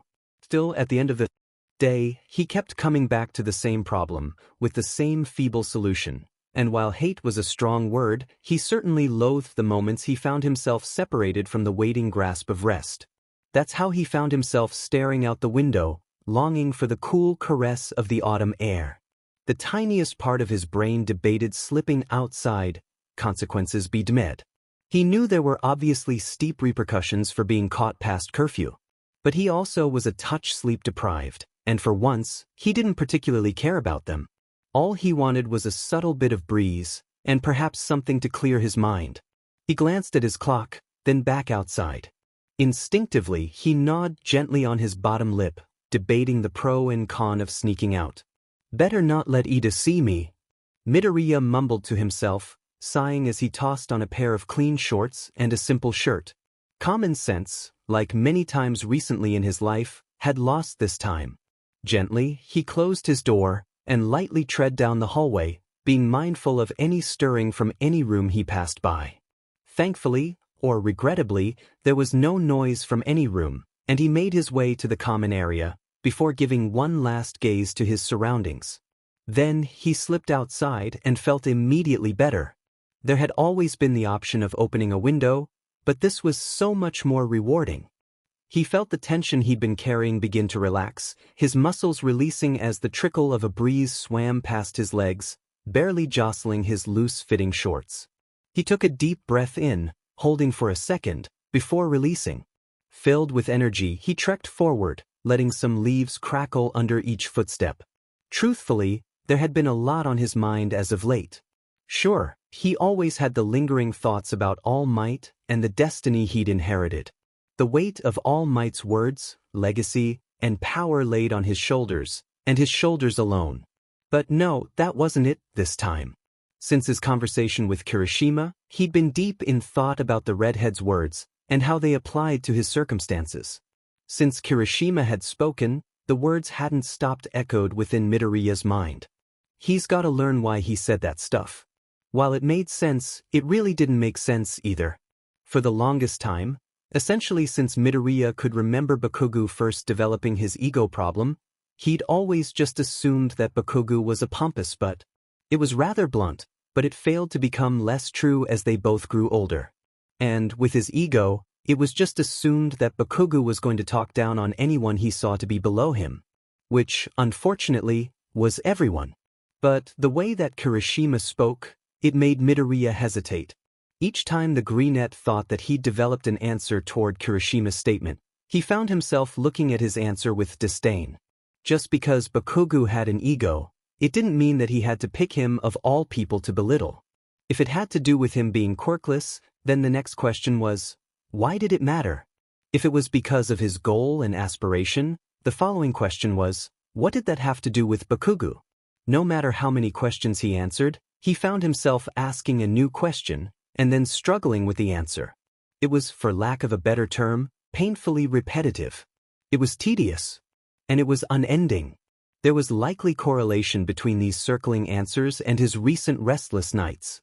There'd been moments of indecision, where Midoriya had considered bringing the topic up with a professional, or at least, someone who was an adult. Aizawa, while stern and cool on the exterior, was fairly level-headed, and might shed some sort of light on the silent battle within Midoriya's mind. Though, he also might just sigh and refer to hound dog services. And not that the school counselor wasn't helpful, because anyone who was able to assist prospective hero students through the worst parts of their lives was bound to be good, but Midoriya was hesitant simply because he didn't know hound dog. If he was to be honest, he'd rather talk to someone he knew. While he was positive that All Might would be more than willing to listen, he also knew that All Might wasn't the best with words or advice. Truly, he loved his predecessor and held all the respect possible for him, but realistically, Midoriya knew All Might was only halfway decent with his words. Still, it crossed the young boy's mind to give it a shot anyways. After all, maybe the large man would have some sort of surprisingly sage wisdom? An explosion rang out in the dead of night, the booming echoing sending a shiver down Midoriya's spine as he felt his instincts flare up. His fists clenched, and his muscles tightened, in anticipation of the blow that never came. Without even realizing, his eyes had closed, and slowly he opened his eyes, scowling to himself as he did so. It was always the unseen blows that hurt the most, he'd realized early in life. With Bakugou's quirk, if he could see the attack incoming, he could brace himself quickly enough, he could expect the pain. But the worst moments were the ones he didn't see coming. He'd come to fear the unseen, and by extension, had developed a paranoia to explosions when he didn't expect them. Or at least, he categorized it as a paranoia. He didn't know what else to call it. Kaken? Midoriya wondered idly, seeing a small trail of smoke rise from one of Yu.A's mock cities. It wasn't too far away, Midoriya realized, glancing back toward the dorms in the distance. He'd been so lost in thought he hadn't realized how far he'd walked. Faintly, he could smell the smoke that hung in the air, a sign that this explosion hadn't been the first of its kind. He knew he should turn around and head back to the dorms. His brain told him it was time to head back. He didn't need to see his tormentor, his friends had made that clear. Avoid Bakugou. But it was like a magnetic pull, yearning him forward. The tug, whether it was his heart, telling him to confront his old friend, or his brain feeding an old habit, lured him toward the column of smoke, pushing him with a thoughtless command. His brain had almost stopped functioning, as it always did when it came to situations such as these. But why am I going there? What is it that I'm looking for? There are no answers there, there's nothing there. But Kaken. Another explosion, this time, louder than the previous one, rang out, though Midoriya didn't flinch. The same as before. Partially, he'd been expecting another, and now that he knew of the location, his brain was more at ease. Though, he still felt his hair stand on end as he drew closer. His heart rate picked up as his nerves became more pronounced. He's gotta learn why he said that stuff. Will I? A third explosion, the smoke and fire now visible upon detonation, thundered across the fake city, and Midoriya felt something stir within as he finally made out his old friend's form. The blonde was hunched over, heaving and panting, his palms facing upward as he gasped deeply. There was a look of unadulterated frustration on his face, which was twisted into a venomous scowl as he cursed loudly, clenching his fists as he did so. Why won't these thoughts just? Several small pops bounced around Bakugou's palms, before he roared out, "Go away!" His words were punctuated by a massive detonation, causing the earth to tremble as the vibrations ran throughout the city. Midoriya winced as he saw the grimace of pain briefly shoot across the boy's face, before being swept away by another round of anger. His hands shot into the sky again, and his eyes narrowed as he took a breath in. For a brief second, Midoriya expected Bakugou to unleash another torrent of explosions. However, the volatile teen seemed to hesitate a second, and dropped his hands, an unreadable expression crossing his face. He huffed angrily, opting to throw himself rather violently into a sitting position. Then, his head twisted quickly, and his eyes met Midoriya's. It was then that the green-haired teenager realized he hadn't stopped walking, and he'd subconsciously approached the same person he'd been told to avoid. "If, do you want?" To was surprisingly tame, compared to what Midoriya had been expecting. Then again, he wasn't exactly sure what to expect. Perhaps an explosion to his face? Sorry. I was just walking." Midoriya stammered out, realizing he'd intruded. I'll just go." He turned, unsure why he'd even been drawn to this place in the first place. Really, he couldn't figure it out. It was as if his heart and brain had acted in some weird unison, prodding him to this spot, to say something and find some answer. And now that he was here, there was nothing. No questions, no comments, no anger. Nothing. The urge to get away. Wait. And just like that, he stopped. It was like his muscles were controlled by some small contraption, and that device was held by the blonde teenager. But he didn't turn around, he didn't dare face the angry red eyes that were surely glaring at him. He couldn't. He wouldn't. "Answer something for me." It wasn't a question, but then, why would it be, Midoriya wondered. Bakugou didn't ask things from people, he demanded them. "Do you remember this place?" "Well, it's something of a question, I guess." Midoriya corrected internally. He sighed, and then looked around. At first, nothing came to mind. It was one of the mock cities, but not the mock city that he'd taken his practical exam in, nor the same mock city that he and the boy behind him had fought All Might in. It was unremarkable, really. Perhaps they'd done a class assignment here at some point during the semester, but there was nothing specific enough to make Midoriya remember it off the top of his head. "Turn around, Nadash," Bakugou hesitated, cutting his sentence off. And that was enough to cause Midoriya to stiffen in surprise, because Bakugou Katsuki didn't hesitate. After a second, Bakugou spoke again. "Just turn around." And so he did. And deep down, something clicked as he looked at the building behind Bakugou. It was tall, yes, but no different than any other building except there were cracks in its framing that seemed to have been reinforced and patched over by Cementos at some point. From a quirk. From a super-strength quirk. "This is..." Midoriya mumbled. Bakugou sniffed. "The place you beat me.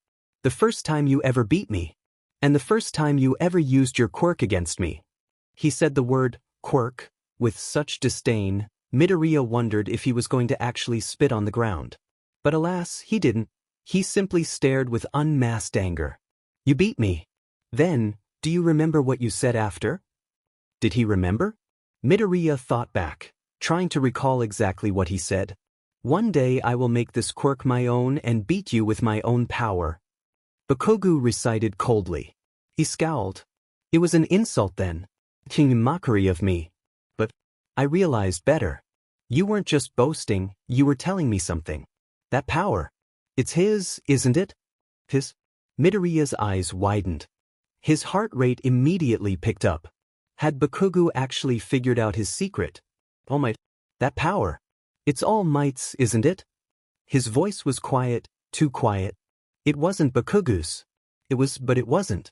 Midoriya couldn't remember the last time he'd heard the blonde speak so controlled. The usual anger that laced his words together was absent, and it made him sound so much different. But as much as he wanted to focus on that, he couldn't simply ignore Bakugou's implications or question. And he certainly couldn't ignore how his old friend had seemingly put the pieces together. That one line, though, couldn't have given it all away, could it? There had to be something else. There had to be more. Kaken was observant, Midoriya could easily admit that. But there was more to this deduction, there had to be. Before I answer that, what makes you think that I got a quirk from All Might? Bakugou's nose twitched, and a flicker of anger passed across his features, before he exhaled heavily, and the emotions slipped from his expression. For one, I'm not a DMN idiot. You and him have the same power. He seems to give you extra attention. You reacted different than anyone when he retired. And you were there way back when he stopped that sludge a-hole. You were there, and he was too. Why would that make a difference? Because after that day you changed. Had he changed? Being honest, he hadn't really stopped to evaluate himself personally from that day onward. Ever since becoming All Might's disciple, he'd been focused on improving his body in order to handle the power that had been made known to him as One for All. He hadn't even remotely considered his personality changing with his body. If anything, he thought he was about the same. Perhaps a touch more talkative, but nothing else. But had he changed? To an outsider, maybe he had. To someone who watched him, but never saw his regime, perhaps he had changed? To Kakin, who had spent a lifetime torturing him in small, but daily methods, picking on the spineless boy he'd been, maybe he had grown somewhat? You weren't just a quirkless wannabe anymore. You didn't follow anyone anymore. You stopped searching, you looked like you'd found something. Like some FNG realization had struck you. That flicker of anger popped back onto Bakugou's face, and he struggled to ease it away, this time. At first, I thought you were finally growing up, but then you set me off more. You still wanted to go to UA and you still wanted to be a FING hero. Why? Bakugou tilted his head, unsure of if he'd actually heard Midoriya speak or not. But why did it matter? The words tumbled from Midoriya's mouth without him even meaning to speak. But, then again, they were the sole reason that had driven him forward, the same thing that brought him outside in the first place.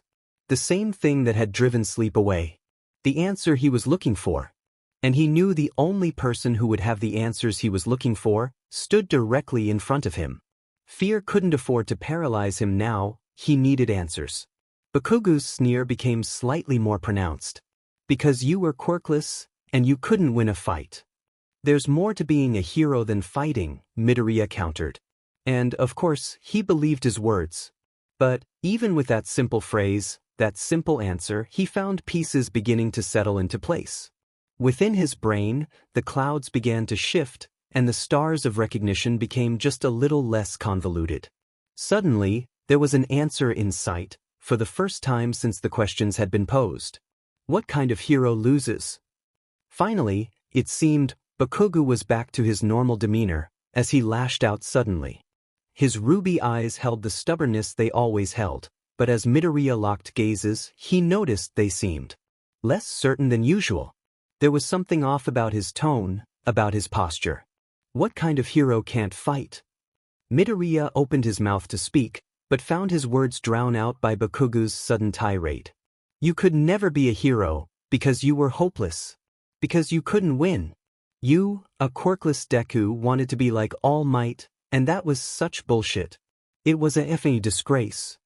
It happened without meaning, he really hadn't meant for it to happen. But, inevitably, there were some things that Midoriya had unconsciously picked up from watching Bakugou for so many years. And this was one of them. That's bullshit. Midoriya lashed out, his own anger flaring. It was almost enough to cause Bakugou to recoil. Almost. But it was enough to halt the blonde's rant, giving Midoriya a moment to get a word in, letting his anger take the driver's seat for a change. Heroes aren't heroes because they fight, they're heroes because they protect people. They protect the innocent, All Might protects people. I didn't want to be a hero to fight, I wanted to be a hero to stand up for innocent people. To save them with a smile. It was almost therapeutic, Midoriya would later realize. His anger, justified or not, had rarely been allowed to escape in his words, and it showed. It wasn't something he was good at. It was draining. Letting all that rage seep from his body, like a poison leaking from his pores. It was weight he never even knew he carried, but as soon as it was in the open, he felt his shoulders sag from the pressure that was lifted. But before he knew it, another round of anger was rearing its ugly face as more and more feelings cropped up. Why did you pick me? Midoriya hollered, unconsciously calling upon One for All. The biokinetic electricity danced around his figure, illuminating him in a faint intimating hue. Out of everyone you picked me. I might have been quirkless, but that's no excuse. Why me? Bakugou didn't answer, but then again, Midoriya wasn't ready for an answer at that moment, regardless of his question. His anger had reached its tipping point, like a pot overflowing, his rage demanded compensation. He hadn't even realized he was reacting, until he realized he'd rushed forward at Bakugou, lashing out with a wicked sidekick. The strike missed, as Bakugou leapt backward, using a dimmed explosion to propel his movement backward. Despite realizing he'd essentially attacked his classmate unprovoked, Midoriya didn't stop to debate whether he'd acted in the wrong. Instead, he hissed and prepared himself for Bakugou's counterattack, which came in the form of an aerial assault. The green-haired teen performed a backflip, using his foot to deflect the outstretched hand and redirect the explosion away from his body. Bakugou glared as he tumbled to the ground, before lunging forward again with blazing speed. He's not giving me time to think. Midoriya realized suddenly, barely landing on his feet, before being forced to jump back to avoid the blast radius of the explosion. Smoke and ash filled the air, masking Bakugou's figure and clouding their makeshift battlefield. Then, a sharp pain erupted in his torso, as he was sent careening to the side, courtesy of a direct punch from a hidden Bakugou. As he hit the ground, he rolled and regained his footing quickly enough to dive forward out of the way of another aerial attack. With his back to Bakugou, an image flashed in Midoriya's mind, back to their days in middle school when the blonde would place a palm on his shoulder and burn his shirt to leave a warning. Instinct, whether it was raw or trained, Midoriya didn't have time consider which kicked in, and Midoriya did a full 180, using the dorsum of his foot to catch Bakugou in the face, who'd been aiming for another sneak attack. The kick sent the sandy-haired teenager off balance, resulting in a mistimed explosion. Bakugou hit the ground but this time, skid across the asphalt, and grunted loudly. It was just the break that Midoriya needed for his sanity to take back control, as he realized he'd pretty much just started an all-out brawl between the two. Kaken. He prepared to move forward, but Bakugou's vehement response stopped him in his tracks. Stop it! There was a moment of silence between the two, as Midoriya stopped mid-stride, his hand slightly outstretched, as if to offer it to the downed frenemy. Bakugou remained on the ground, using his arm to wipe away a small trail of blood that leaked from his temple, courtesy of the roundhouse kick. Just F-I-N-G. Stop. He exhaled thickly, the glare still. Pronounced. Stop coddling me, damn it. I've tormented you. I hated you. I struck you again and again. I burned you. Bruised you. Beat you. And you still came back. You always came back. Like you were looking down on me. And yet you still act like you have to. Protect me. It wasn't anger. At least, not his normal anger. Midoriya slowly dropped his hand, taking in the words as Bakugou's feelings slowly came out. Just as his anger had emerged without his meaning, pouring out like a water from a crack in the dam, the feelings that began escaping from the explosive teenager were unintended. His voice became strained, and an unfamiliar shine pooled in his eyes. The two, separated by only a few feet, stared at one another, neither willing or able to speak. For a second, it reminded the both of them the first time they'd ever ended up in this same position, the day on the river. It seemed like a lifetime ago. For Bakugou, he could remember the ache he'd felt when he landed in the water. And for Midoriya, he could remember the thrum of his heart against his ribs as he saw his then-friend land in the water. For any two others, it wouldn't have been anything, but for Bakugou, it was the first time he ever felt that he was being looked down upon. And it was the moment that cemented, for the both of them, their constant struggle in each other's lives. I'm not helpless, Bakugou hissed quietly. And you don't need to protect me. I don't want your effing protection, I don't need it. All those years? Had he really thought? Is that? Each burn, each bruise, each abrasion, cut, blister, welt, each and every physical and mental wound, was inflicted upon him, all because he'd tried to help? Is that really what you thought? Bakugou stared defiantly at Midoriya, unflinching. And, throughout their short exchange, Midoriya's face had been mostly unreadable, though concern was the primary emotion. Now, his blank look had broken, and all that was left was confusion. I don't. You always defied me. Even though I was supposed to become the hero, you always tried to upstage me. You couldn't leave it alone, even without a quirk, you refused to stop. I tried to show you, no hero loses, and stays the hero. If you can't win a fight, you're nothing. But you wouldn't stop, you wouldn't quit.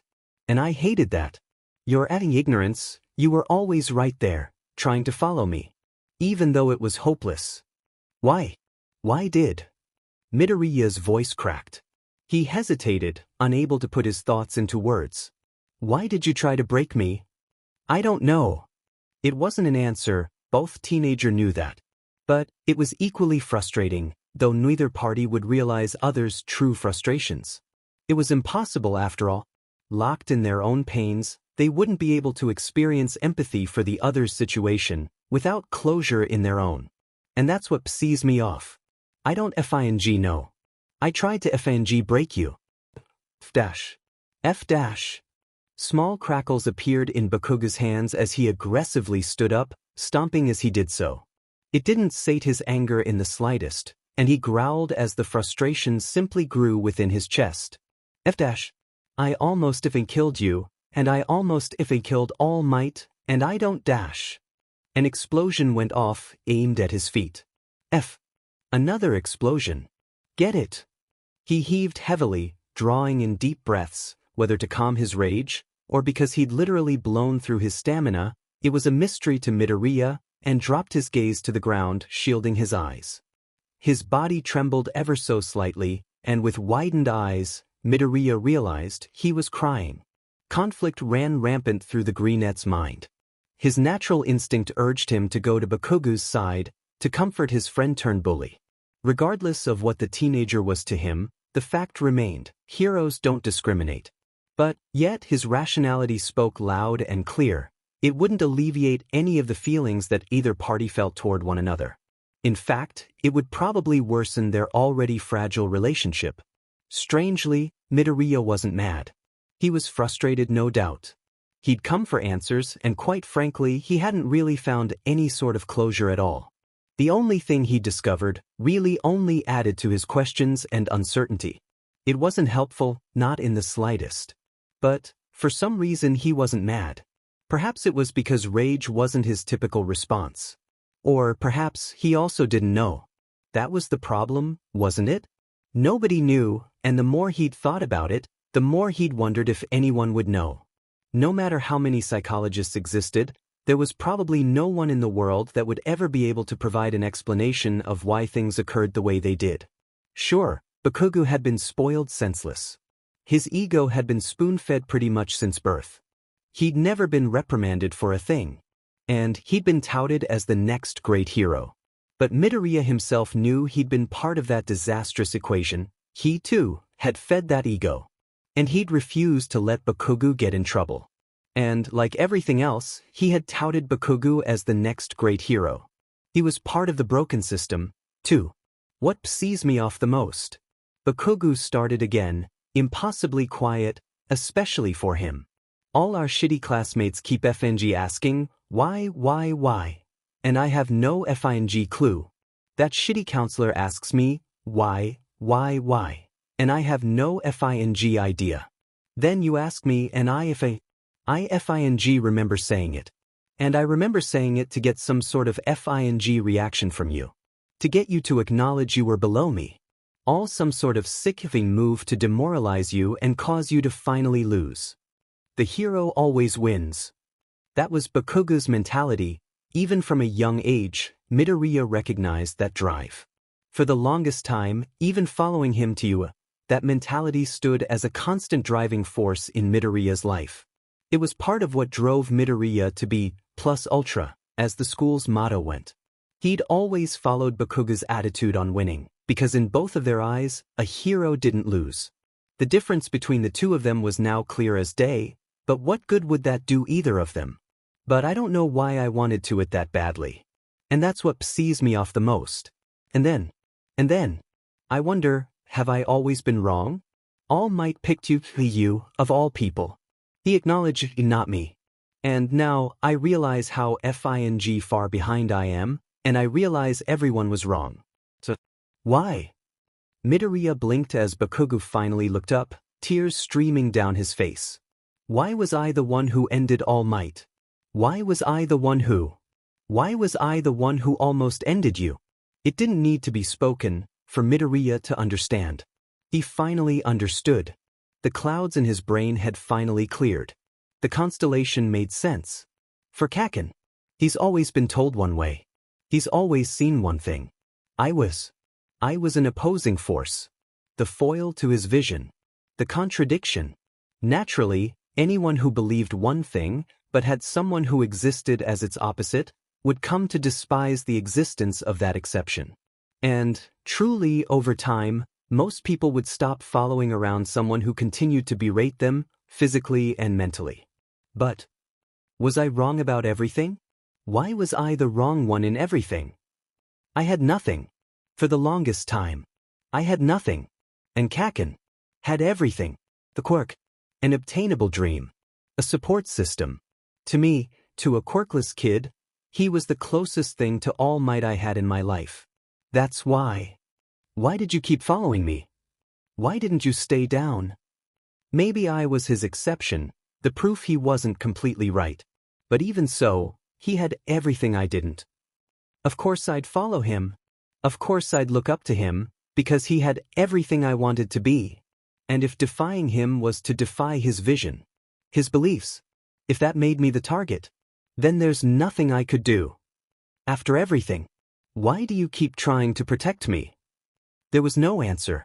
There was no sentence that Midoriya could string together in order to placate Bakugou's conflicted feelings.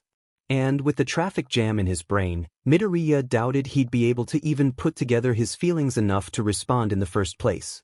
In Bakugou's anger, there was something that hadn't been there before: guilt. It was masked with the layers upon layers on anger beyond it, but Midoriya could hear the crack in his friend's tone as they stared at one another. A breeze, faint as it was, tumbled through the empty street, bringing the smell of smoke with it. It brought Midoriya back to the time he'd saved Bakugou from the sludge villain. He hadn't understood Bakugou's vehement response to his intervention. Simply, he'd written it off as Kaken being Kaken. But was it different now? You wanted me to lose. Midoriya's voice was soft, a stark contrast to how their conversation had been up until he spoke.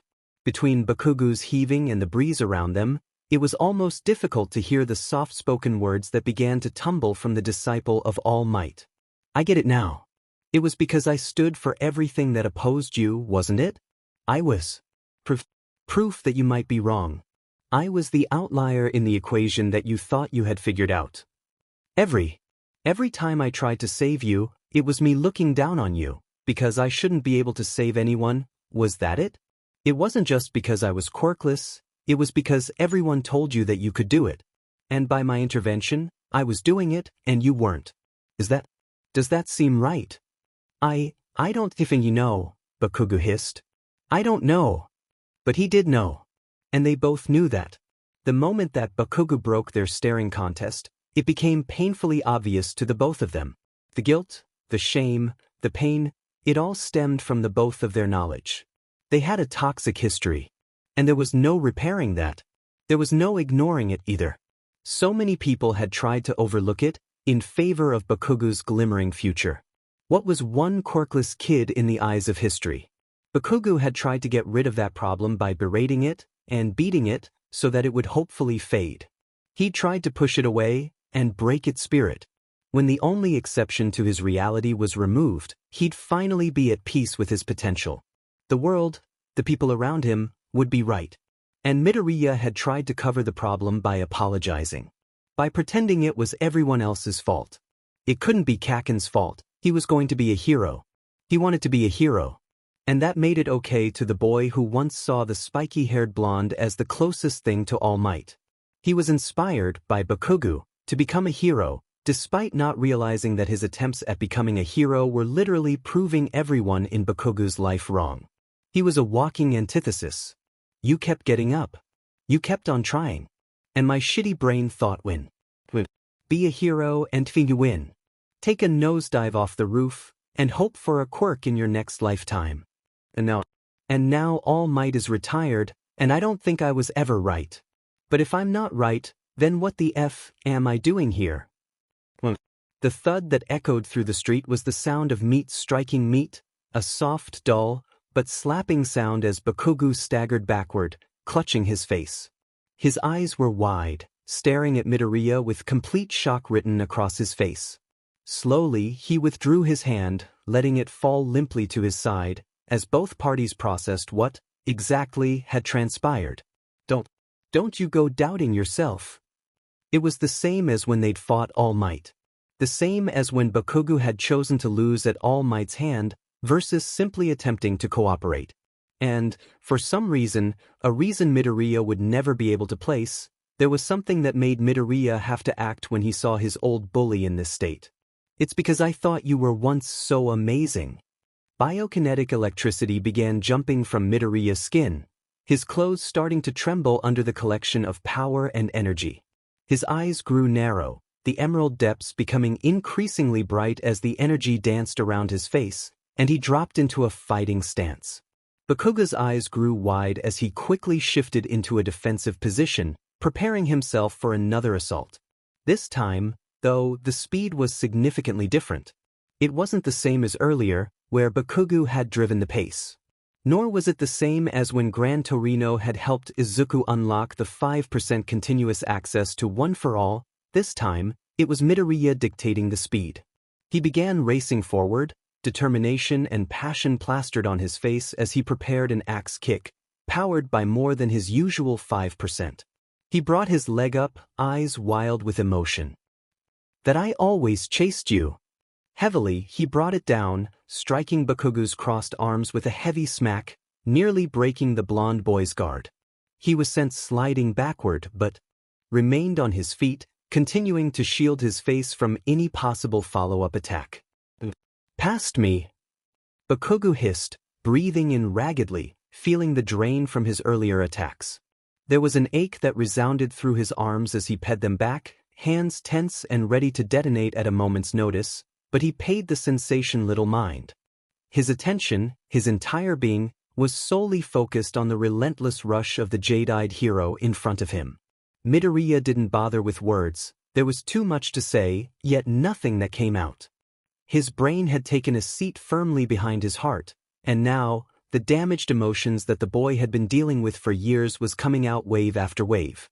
Like a storm battering tirelessly against a wall, the cracks that had once detailed the walls began giving way to the maelstrom behind, resulting in the onslaught of emotion. For Midoriya, he had no longer any idea of what he felt. There was a tumultuous roar of thoughts that echoed through his skull, each shot silencing the others, yet coaxing them louder at the same time. Rage mixed with regret, while sorrow fused with confusion, all of which leaked into every single attack he threw. A stray explosion knocked Midoriya off of his center of balance, though he quickly recovered with a tight spin, followed by the extension of his leg. Narrowly, Bakugou dodged, and pressed an explosion forth desperately to counter the attack. The resulting explosion drew a sharp cry from Midoriya as his vision turned momentarily white, and he was sent forcefully backward. Smoke trailed from his clothes, though he recovered in an instant, landing squarely in a squat, powering his lunge forward.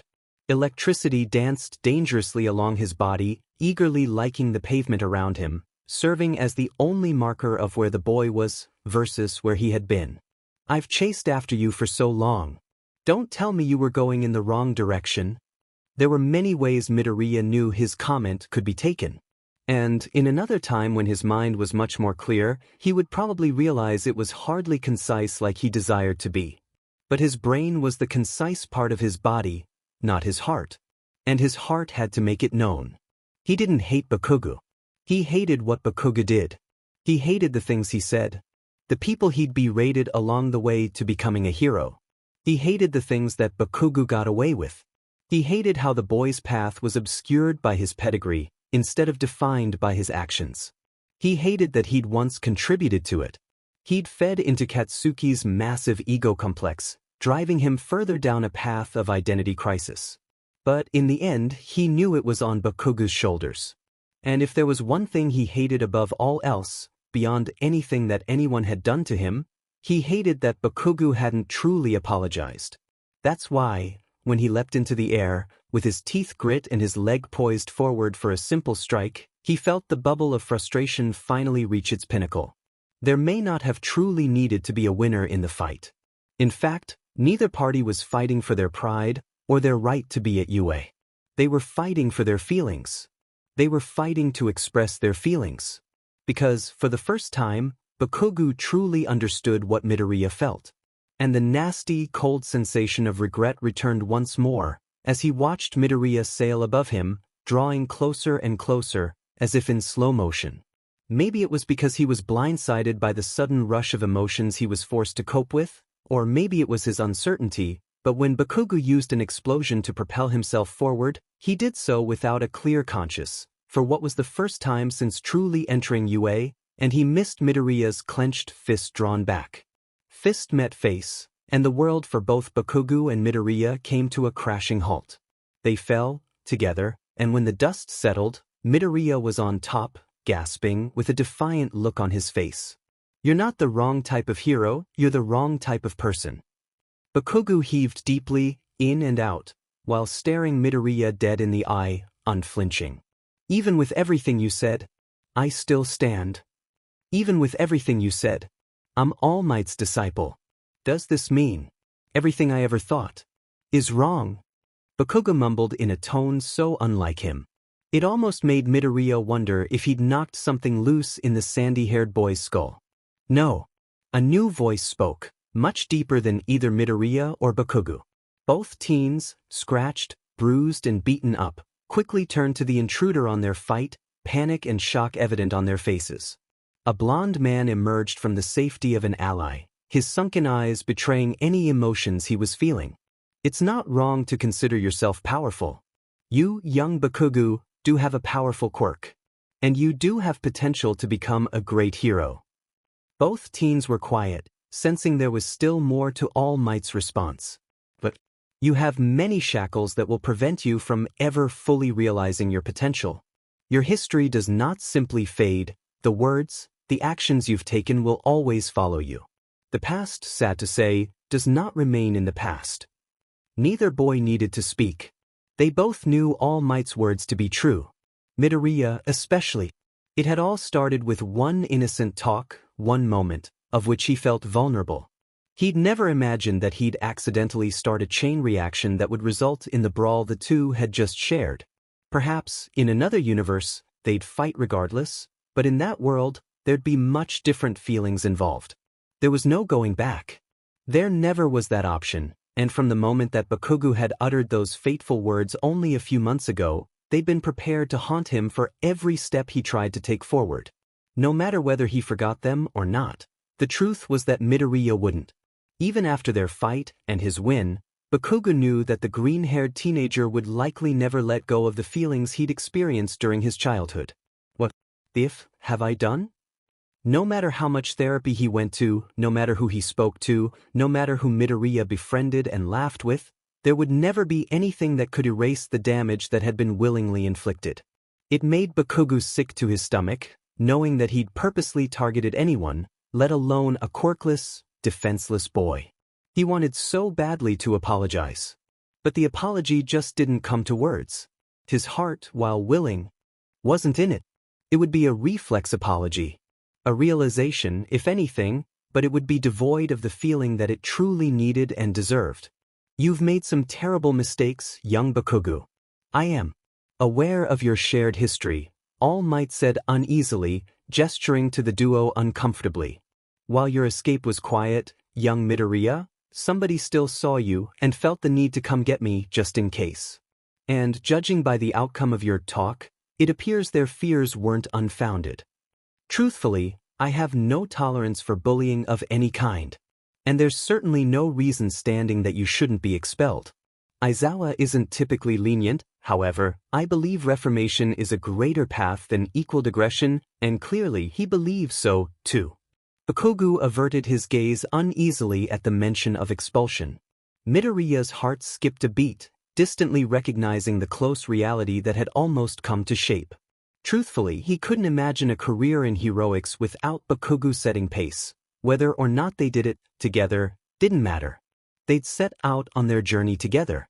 Even if they weren't upon the same wavelengths, they were upon the same destination. They shared the same end goal. They even shared the same inspiration. Their growth was in tandem, inspired by the successes of each other. With every step, they moved forward, challenging each other. Perhaps it was a toxic relationship, perhaps there was only decay in the fragile fibers of their friendship. But there was no denying the fact that their growth was intertwined, rightly or wrongly. All Might sighed. His age grew exponentially as he did so, reflected in his posture. Winning. Saving. They're both the same, they're all born from the same desire.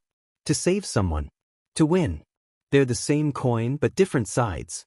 Young Midoriya, All Might turned his attention to his successor. You believe saving is key to heroics. And you, young Bakugou, believe winning to be key to heroics. Together, you two are formidable, but to truly take the next step and understand of where you stand, you must learn to look in the world from the other's viewpoint. There will be fights you cannot win, but must still save those needing saving. And there will be those you cannot save without winning. Once you realize this, you will be a step further in your goals. All Might took a breath in.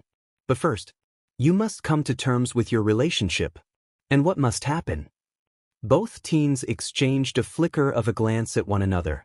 Hot embers still fueled their earlier feud, though the fire was much tamer than it had been before. Their eyes locked for a fraction of a second, before they looked back at All Might, uncertainty swirling on their faces. There was a moment of silence, before All Might realized they were waiting for answer. I can't tell you what comes next, that's for you two to determine. But that time to ponder will have to come later. Aizawa is waiting for you. Don't think for a second that he wasn't aware too. Midoriya paled slightly, and out of instinct, his gaze darted to P. Another transgression against the blonde was hardly a good thing.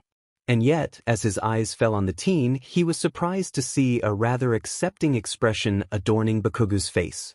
It was far from content, but it was equally far from angry, confusing the greenette.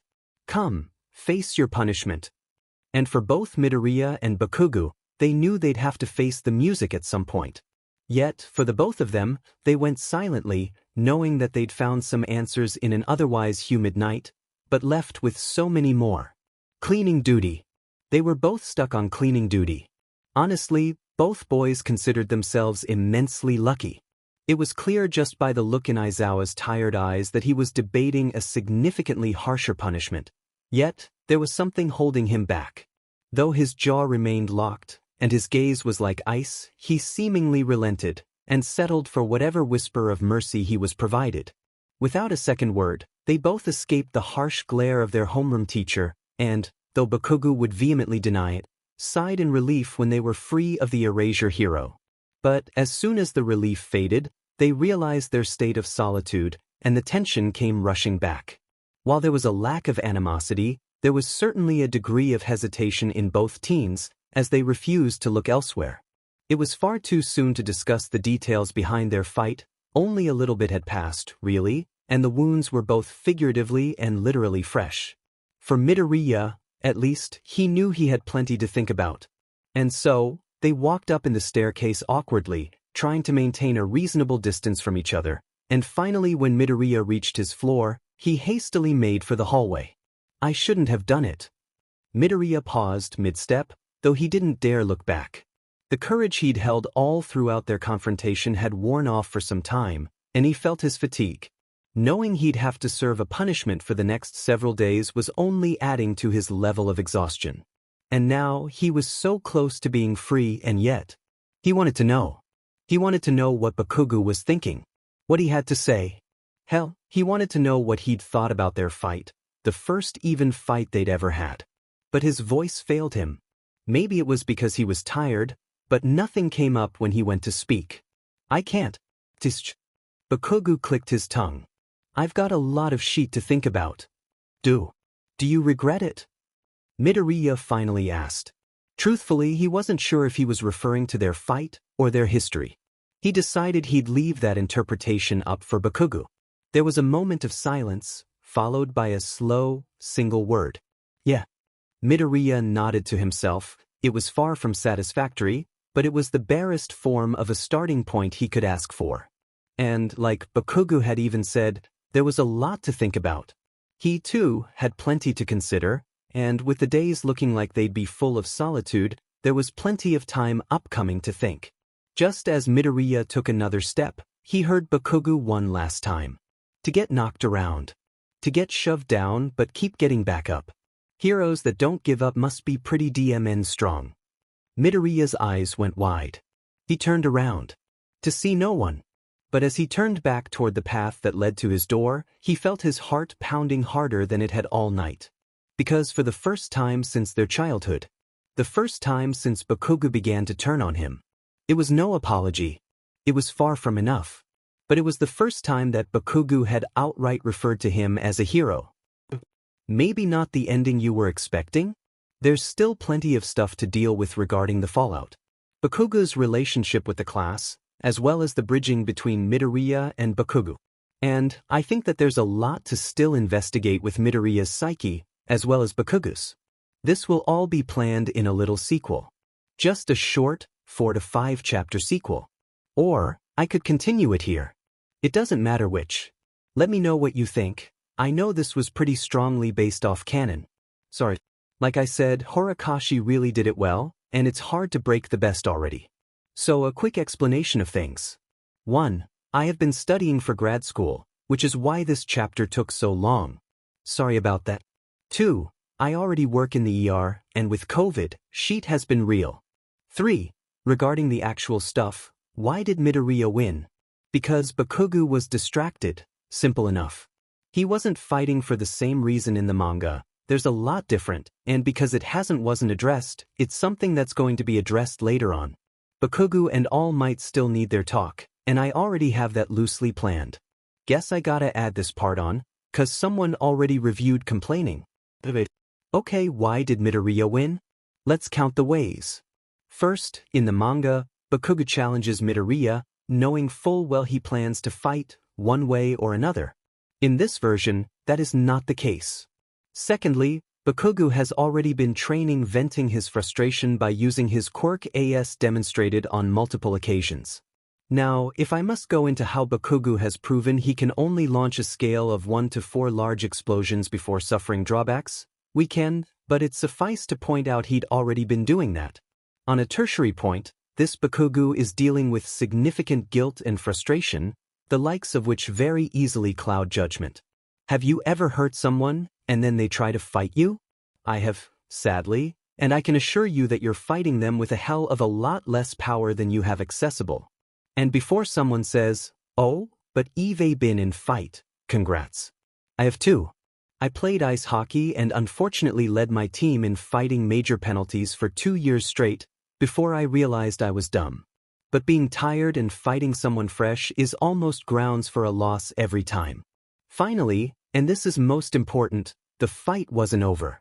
Yes, Midoriya had him down with a punch. You must not watch much into then, because you seriously think the fight is over? Horikoshi had a big picture to look at least 100 more chapters, wouldn't you say? We had very different outcomes for very different reasons. If you don't like it, do it better. I'm sure you can. Sorry, but had to address this before it started a war. I'm also probably cranky because I work 6 shifts a week and I have not been sleeping well at all, so I do apologize for the bite behind that. Hopefully this will end soon. But to those in deployment that are away from their families for so long, I truly respect your fortitude, because it is not easy. How you do it is beyond me. I gotta isolate for them. Anyways, yeah, everyone please stay safe and take care of yourself.